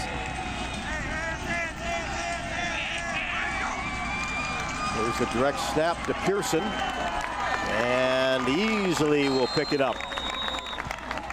Kennedy does a nice job to stand that offensive line, get those linebackers to fill, but Nick just, I'll tell you what, he was a running back not to be stopped. Watch him by. Watch Kennedy does a nice job. He just puts that shoulder pad down and drives ahead. Just found enough room, got low. Gets to the 46. Nice snap, and Bronco able to secure the football. Again, right through his hands. And it's coming at him pretty hard. That center's, got a good whip on him when he's snapping the back there, but that quarterback's got to come up with that. Can't keep putting themselves in this situation. A loss of 9 yards, just huge. Approaching 6 minutes. Have to get all the way to just outside the 35 for a first down. Here's Pearson again. And he makes this play work better than it looked at the start. Yeah, it's the best running play he's had here tonight. In that situation, he just avoided. Watch the blitz coming right at him. Looks like Reed Packabeer. Now it wasn't Packabeer. He was in pursuit, but blocked. Alec Cook is the one that got in deep into the backfield, but just couldn't get a hand or a shoulder pad on Nick Pearson. That's a big play on second down to bring up 3rd and 5. Very manageable. 4-down territory. Here's Pearson. Oh, he almost lost the football and somehow able to pick up maybe a yard. It's going to bring up 4th down. They're going to direct snap right to Nick. Almost a little bit too predictable.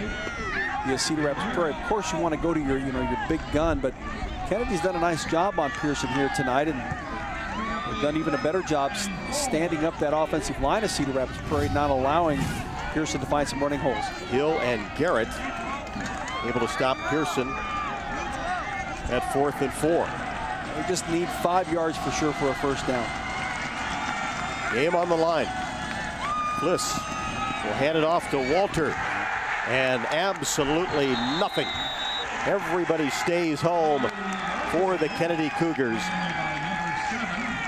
especially Parker Willis. And really, Rob, I don't even think that Kennedy knew there was going to be a reverse coming their way, but they stacked their defense. Strength of their defense was to that wide side, that outside, and so we just stay home. They were standing right there. Jake had nowhere to run. Willis there, Vander Sanden. And Packabeer. Yeah, Reed's had a much better second half than he had in that first half, but especially defensively. Showing some grit and some strength in there to help this Kennedy defense. That offense has kicked it up, especially in that third quarter, and they've kind of turned it over to the defense here in this entire second half. So Prairie with just one timeout. Kennedy by 1. Still plenty of time, but a couple of first downs, and that'll just about do it. Yeah, so positive yards on this first down play for Cedar Rapids Kennedy. Let's say they pick up 5. Prairie won't use that timeout, and so Kennedy's going to use that 23 seconds of the next 25 to run the ball. So they're starting to strategize with the clock and the amount of time remaining and how many plays we can run and get positive yardage out of each one of them. What are the chances this ball's in the air? 0. Well, maybe, I think you're probably right. Maybe 1%. Nah. There's White right up the middle. And that's exactly what you want in this scenario. Pick up 5 and keep that clock moving. Prairie's just going to have to pressure that line of scrimmage. They're going to have to almost go to a goal line type defense to try to stop this Kennedy attack.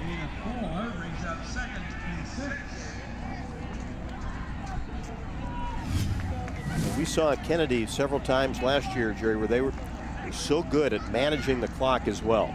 Kyle Knock, the offensive coordinator, got an experienced quarterback.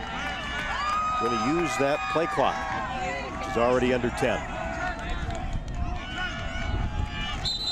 And movement up front against Prairie.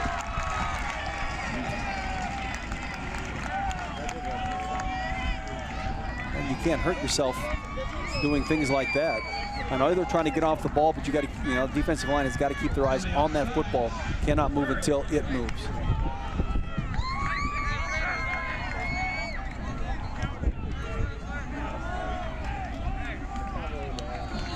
now just a yard for first down. And here's Ray. Easily has it. You want to stay in bounds and does just that. The clock will start here when they get that ball set. Again, Prairie is putting more players up on the line of scrimmage. But they're able to get to the outside, Kennedy is, pick up the first down and more. Extra Bohr. Tackle.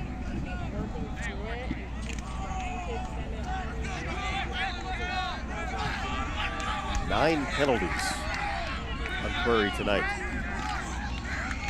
Here's White. Let's go right up the middle. Brought down by Longwell. And we're under 3 minutes. This is a huge down right here for Cedar Rapids Prairie. They've got to keep Kennedy to 0 yards so they can use that timeout.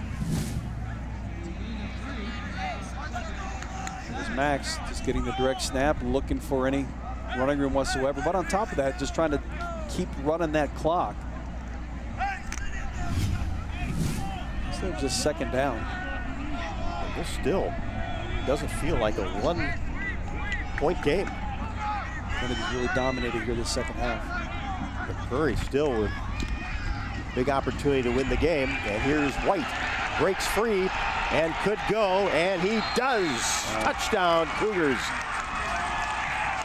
Well, you crowd the line of scrimmage like Cedar Rapids Prairie did, and you get a couple linebackers that get bumped, and you got a runner like Max White that make the pay. He does so at 39 yards. His third rushing touchdown of the night. Very reminiscent of 2019.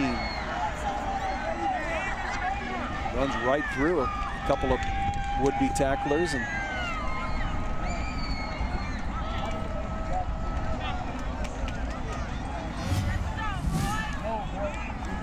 so now to make it an 8-point game. And Way knocks it through. So Prairie still with time. Absolutely. 2:39 isn't 2:16 is an eternity for a team like Cedar Rapids Prairie. Except they've struggled though tonight. They're not getting the right kind of performance from their interior offensive line to help Nick Pearson and to help Adam Longwell get the yardage that they need. But this might be the possession that they absolutely have to make that happen. And I think they're getting it together. They're going to focus for 2 minutes and 16 seconds on the ability to get that ball downfield. And Jerry, Max White now with 22 carries, 220 yards, and 3 TDs. Not at all surprised. That's what we have come to see Max do last year, especially. Rusher last year. And even his sophomore year, he got to play a little bit of quarterback as well at the time, but did some running back as well. We knew that his senior year would be something very special.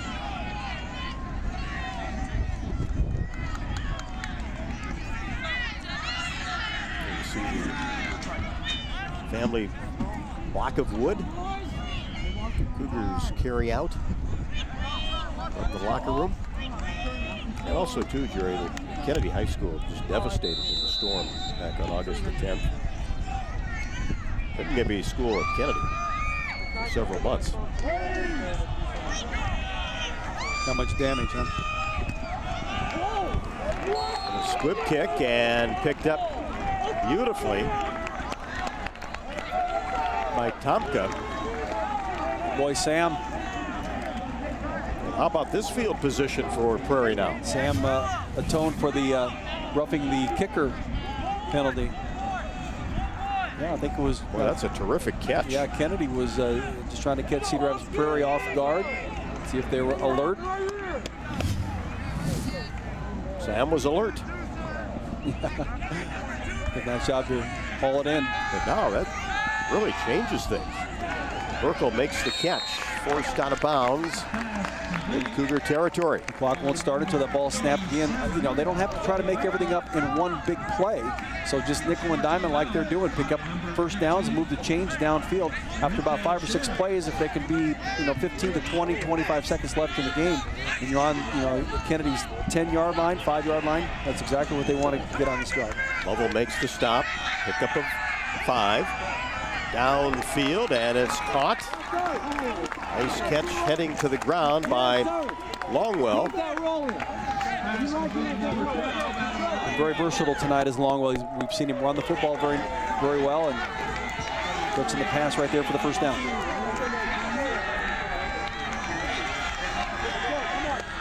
Bliss in there at quarterback. And whistles blow this play dead. Eli Ward had man-to-man coverage. There's penalty number 10 tonight on Perry. That's killer. That is really killer. I think they had the situation they wanted. They put Eli Ward out there on the split to the right, and the wide side of the field had single coverage on him. Deontay saw it. I'm not quite sure, who the penalty is on, which particular player. Just got to learn how to discipline yourself. Stay set for that ball to be snapped.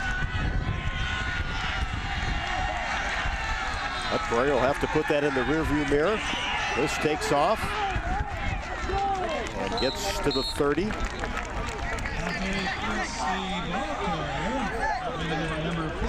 Knox and Willis on the stop. Throw a flat pattern, throw a ball out to the left side, get the ball out of bounds. Here's Burkle, makes the catch, drives forward for a couple more yards inside the 20. But he stayed in bounds. The clock will stop for the first down, the change to move, but it'll start again immediately. Nice play. Gabe was split on to the outside, on the left side. Just does a simple out pattern. He needed 7 yards. And Prairie will take timeout. Or make that Kennedy. Cougars take timeout. They want to slow down that momentum of Cedar Rapids Prairie, but again, you have to get their defensive assignments. You got to be able to read that football, step up the intensity in this last minute and 11. Don't allow Prairie anything. Anything like that. Yeah. Cougars 10 victories last year. Hey, offense, let's keep this rolling. Expectations Let's keep this rolling, just like this year, number 6 in the state. Prairie made the playoffs a season ago. Winners of 6 games. 2 of their losses were to Joaquin, and that was their playoff loss. The last game of the year last year. Prairie coming into this game was actually on a 2-game losing streak because they had lost to Cedar Falls in the last regular season game last year. And the only other game was Kennedy.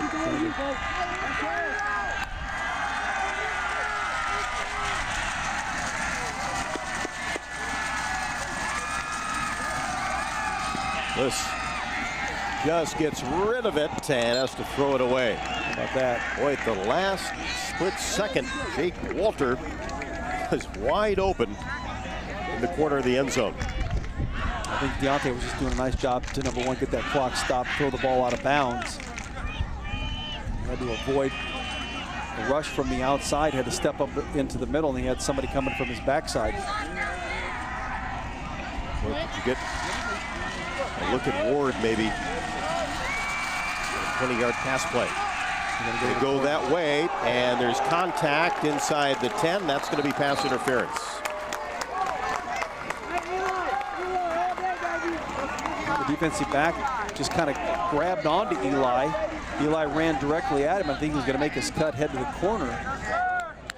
And well beyond 5 yards. A penalty, pass interference, Kennedy. We'll see right here at the end.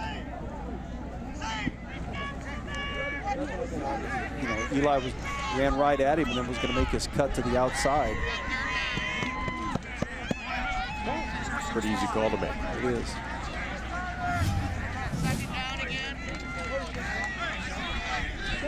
Got a minute 1, so still got that one timeout that they have not had to use yet. Let's see if they. Sure, the clock's a real big factor right now. Let's see if they don't try 4 pass plays here to get this ball in the end zone. 4 wide. Bliss fires into the end zone. Caught. Touchdown, Walter. Well, it's the same pattern he had run before. Eli does a nice job, Eli Ward, to not go that deep. He ran an out pattern right at the goal line, and that allowed Jake to run that corner pattern. You got 8 or 9 yard separation. It doesn't allow a defensive back to cover both. Deontay delivers a nice football on the run. And Walter goes up top to get it. So now we'll have the 2-point conversion attempt. You know, they average probably 4 to 5 to 6 yards on the ground if they run it. I'm sure Kennedy will be in some type of a goal line defense that'll put 1, maybe 2 more defenders, you know, in the box.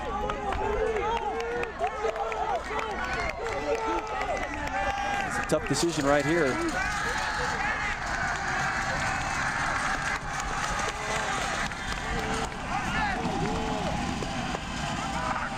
Here's a flip. Walter, touchdown. Their 2-point conversion to Eli Ward. Boy, they made that look easy. Kennedy all confused. Little sweep action to the left. Walter coming back to the right. Now, Jake was a quarterback as a sophomore and even as a freshman, but he's a very heady athlete. So following the touchdown, a huge 2-point conversion, and we're tied at 28. See it, there's the action to the left side, and you know, Kennedy just leaves Eli Ward alone. You know, if you're assigned to that guy and the play goes away from you, you still have to be assigned to that same athlete. They let him go, let Eli alone in that end zone. So he's caught a touchdown pass and now a 2-point conversion, and that just ties the score. The hurry up looked pretty good. Did a nice job. They started at 2:16. 1 minute and 20 seconds later, they've got a touchdown. Here's Deontay Fliss to Jake Walter. There's Eli Ward, not a white jersey near him. Well, you always had in the back of your mind after Kennedy scored, boy, did they do it too quickly. You know, Rob, it's on top of that is the interesting play call. You know, you as a defensive coordinator, you're trying to figure out, well, what are they going to do? Well, we know they can run the football. They're probably going to do that with Nick, but, you know, if they don't do that, you know, what little gadget plays do they have? Do you suppose anybody thought about a reverse pass? Right. I sure as heck did.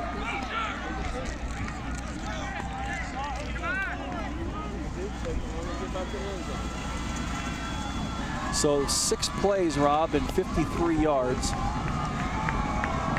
There's a legal procedure penalty against the Prairie Hawks, and then the interference call. Well, remember, this ball has bounced around a few times on kickoffs. Kennedy's always been able to recover them. They'll go deep. We'll see how aggressive the Cougars get here with 56 seconds left and 2 timeouts. I wouldn't imagine very at all. I mean, they'll try to move the football downfield, and they'll take what they can get, but they need to hang on to the football. I would imagine if Prairie slows them on this first play, might call a timeout just to use it, because it doesn't carry over.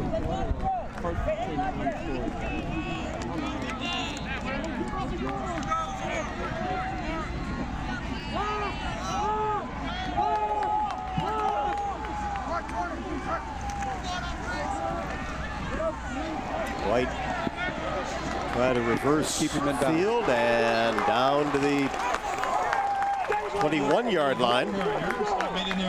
Just nowhere to go. I would have taken the timeout if I was Prairie. Make them run at least one more play.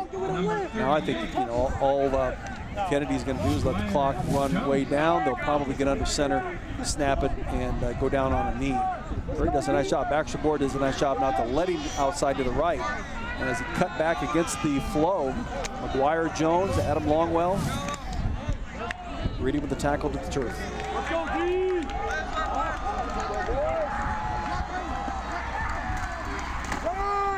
Here's Ray. And he'll just make sure he protects the football. Slides forward for a few. And we'll head to OT. Well, this is a good way to start things off. Great way. You gotta love it. Nice strategy. even when we thought Cedar Rapids Prairie had lost all that momentum in the second half, they couldn't get their offense on track. Their defense was getting pushed around on the field. All of a sudden, they come up big with a last minute possession and a touchdown and the 2-point conversion. So Cameron Kelso, big offensive lineman for Cougars, getting attended to.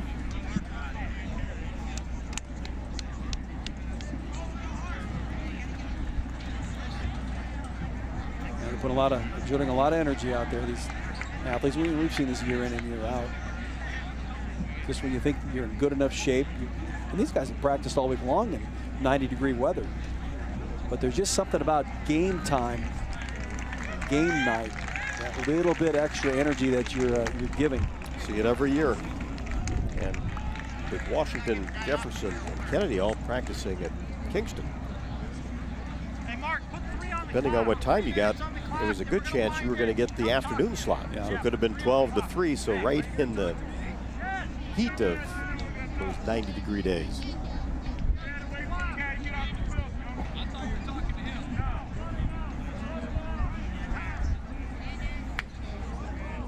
Mark Bliss on your left, Brian White on your right, both their 7th season.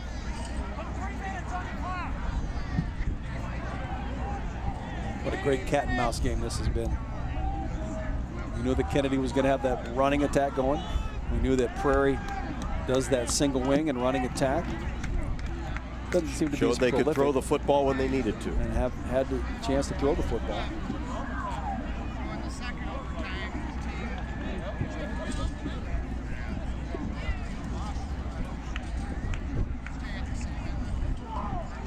The coin toss for overtime, always important.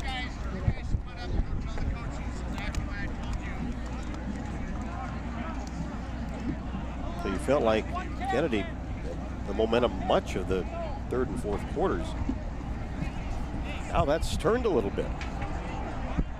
Prairie has to feel pretty good about themselves right now. Absolutely. Just, a little bit of confidence they gain that you can take a possession in a minute 20 and score and then get a 2-point conversion. Just talks about the confidence that they have in themselves and what the coaching staff puts into them. Everybody executes and does what they're supposed to do on every play.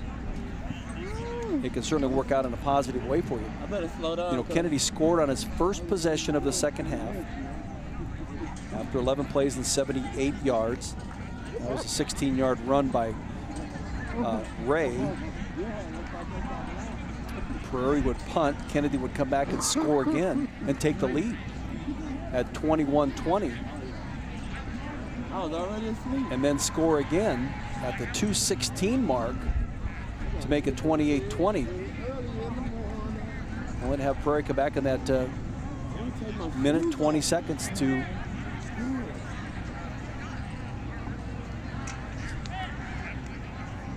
six plays and 53 yards in a minute 20 to be able to take the lead or create overtime. Here's the 2-point conversion. That's the touchdown to Jake Walter. Jake wasn't about to let that one go. And then here's the 2-point conversion. Jake Walter, that's a little lofting pass to a wide open Eli Ward in the end zone. Well, you hate to see either of these teams not win this game here tonight, but one of them's going to have to. Great way for both of these teams to start off with. A lot of things they're going to learn between game 1 and 2. Watch a lot of film, get in a little bit better condition.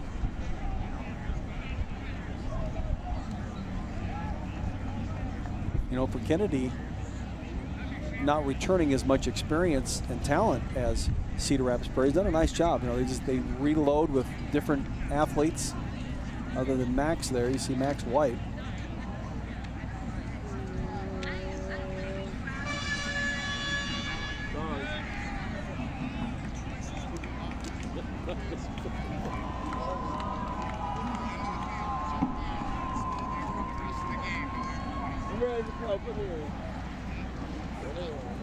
So Max White out there.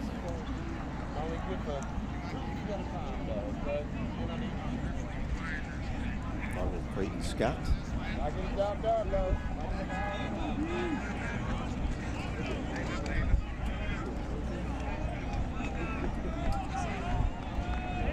So the Cougars will have the football first.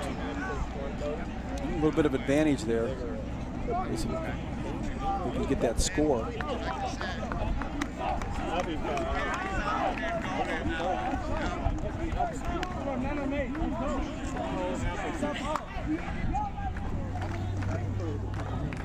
Ten yards doesn't seem like a lot, does it? South end zone.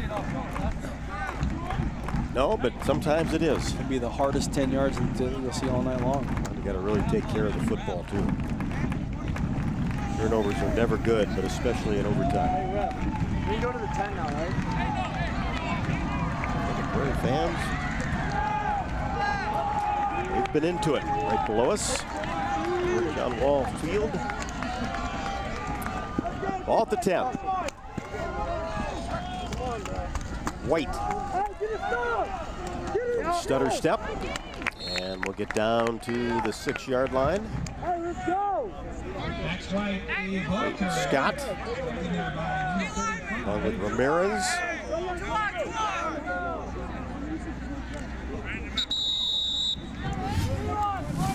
You see this same play every time out, but you got to figure with Ray in there and he looks healthy, you got to carry the football at least one time in this possession. It looked like he suffered from cramps a couple different times tonight. Trying to get in there at fullback. Here's Ray. Right up the middle, met at the line of scrimmage and shoved back by Eli Ripley. Wow, nice penetration. Keep it to a short gain. Who just came in for that play. See him, 57 right there, double team. Boy, he does a nice job. He knew where the ball was because he reversed out of that double team block. And he brings Ray down after a couple-yard gain. So third down, ball inside the 5-yard line.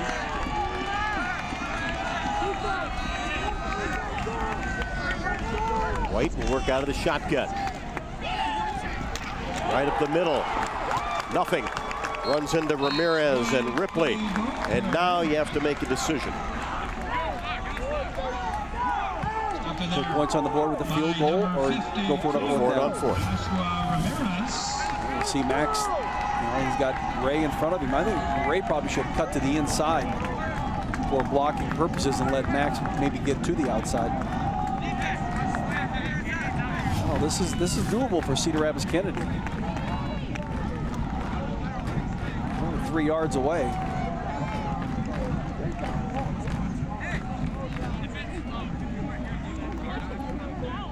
Probably will use their timeout.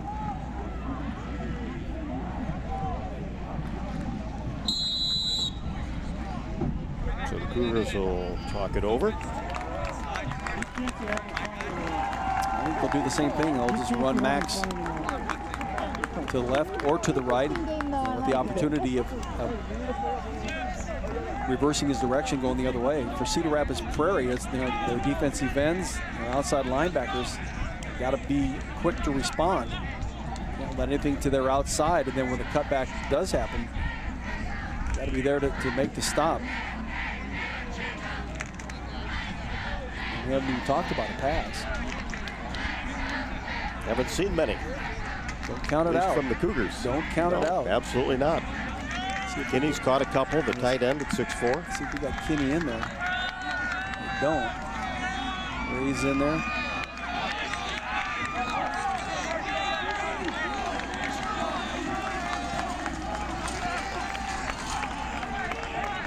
We got 1-on-1 on the outside here. They got a nice advantage with the height that they have. They're going to put Connor Colby in the backfield.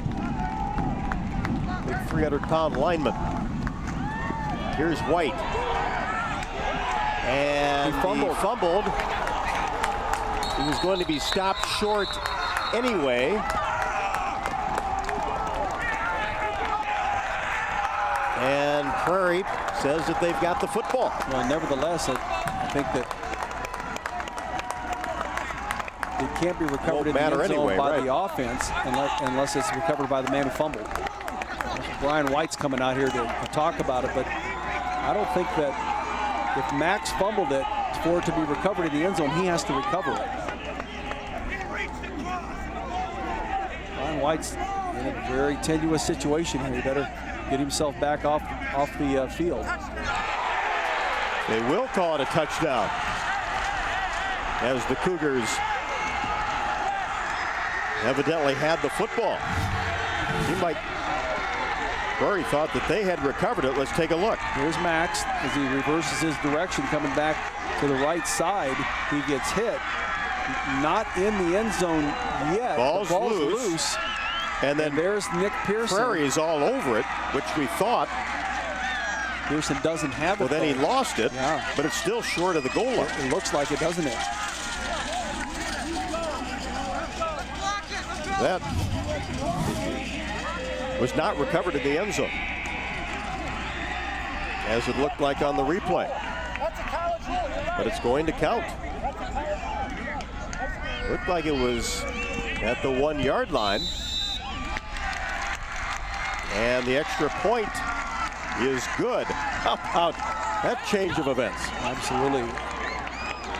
The officiating really needs to zero in on those particular plays.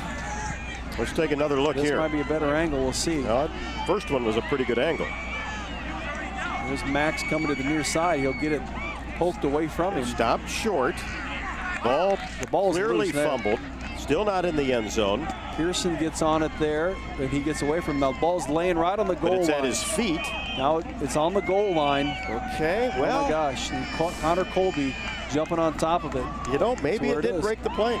It was laying right on the goal line. That is breaking the plane, but it seems that the officials actually see it. Well, how could you? That's a tough one to see. That's a difficult call to make. That was within inches of being a touchdown or being short. And perhaps one of the officials did see the ball like we saw it laying on the goal line, and then when it was recovered by Connor Colby.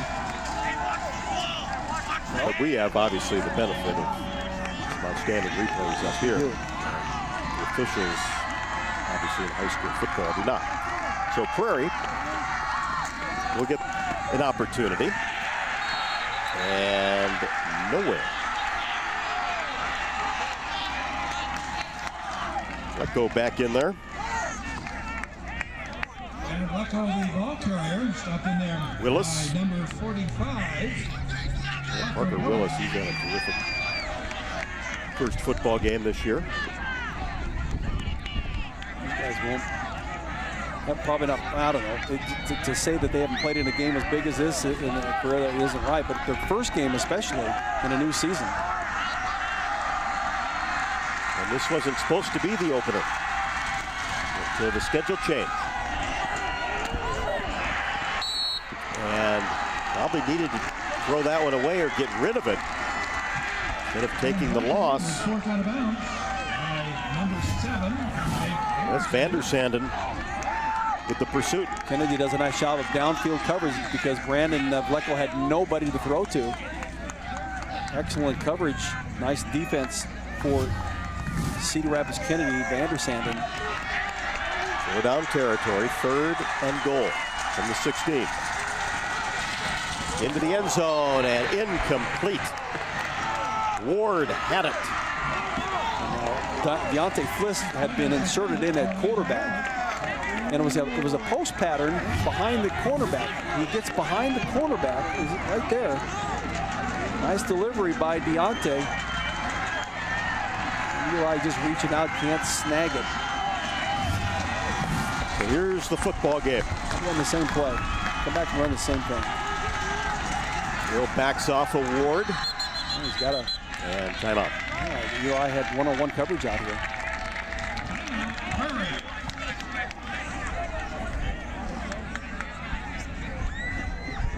Well, I think the thing is they're not going to run the football.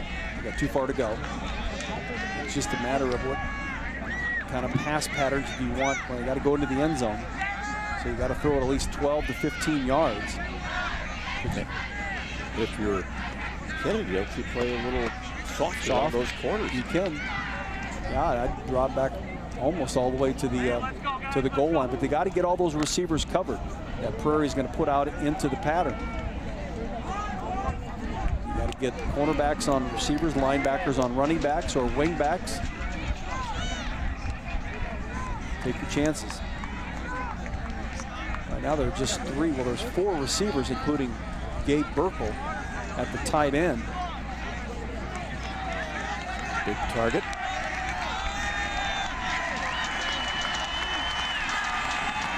It'll be Fliss at quarterback.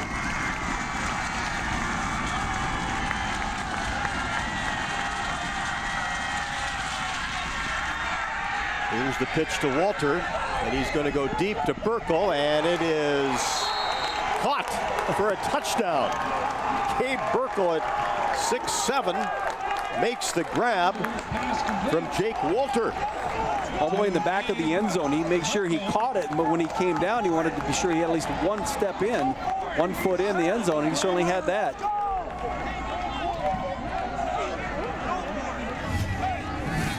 So a little reverse action, the same play that they ran for the 2-point conversion. Here's Jake. You got Gabe Walter, or Gabe Burkle right back here in the back of the end zone. Great concentration and just got that right foot down.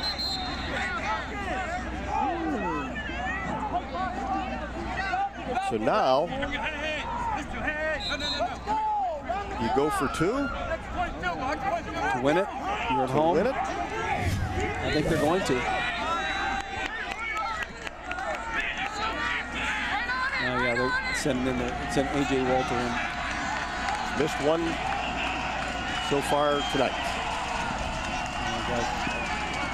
Very short personnel player, there, and he got stopped. no good. No good. The extra point is no good. The Cougars win it. Wow. Confusion from a personnel standpoint, where he did not have a timeout.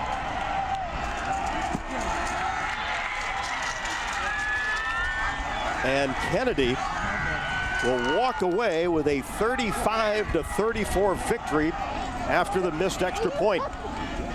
Great comeback by Cedar Rapids Kennedy, and then they just put it to good use in the overtime. Let's watch the snap. Good.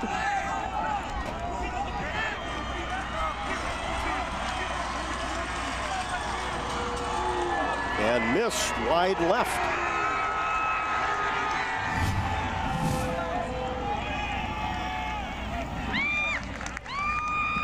Wow.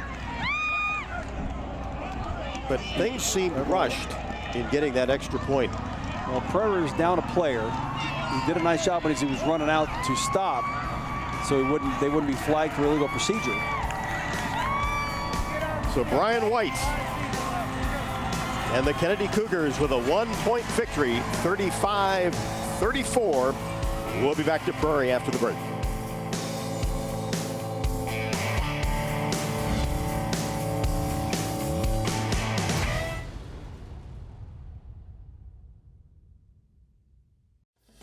High school football on Mediacom MC22 is brought to you by McGrath Family of Dealerships, 5 Seasons Tire, the Tom Riley Law Firm, Collins Community Credit Union, Heartland Hearing Center, and by Extreme, powered by Mediacom. Overtime victory for the Kennedy Cougars over the Prairie Hawks, 35-34. And Jerry, you go back and recap this game, had a little bit of everything. Absolutely. You know, Prairie did a nice job in the first half, took advantage of 3 turnovers. Here's Deontay Fliss with a touchdown pass to Jake Walter that put it the game, tied the ball game. And here's the 2-point conversion for the tie for overtime. And then the controversy right here, and I think we both have seen that the football, when it was fumbled by Max White, it was sitting right on the goal line. Connor Colby recovers it right on the goal line, and so that ball's past the plane of the end zone, so it's a touchdown. And that was a 4th down play. And then we get into the overtime. There's the touchdown pass to Gabe Burkle from Jake Walter. And then the extra point kick right here was no good. You can see the Kennedy players, long before the officials even made their symbol, that it was no good. What a game, though. What a way to start the season. Yep, no doubt about it. Two good football teams. Kennedy wins it tonight, 35-34 for our entire broadcast crew. Broadcast partner Jerry Qualla. I'm Rob Brooks. Thanks so much for watching. Good night from Prairie.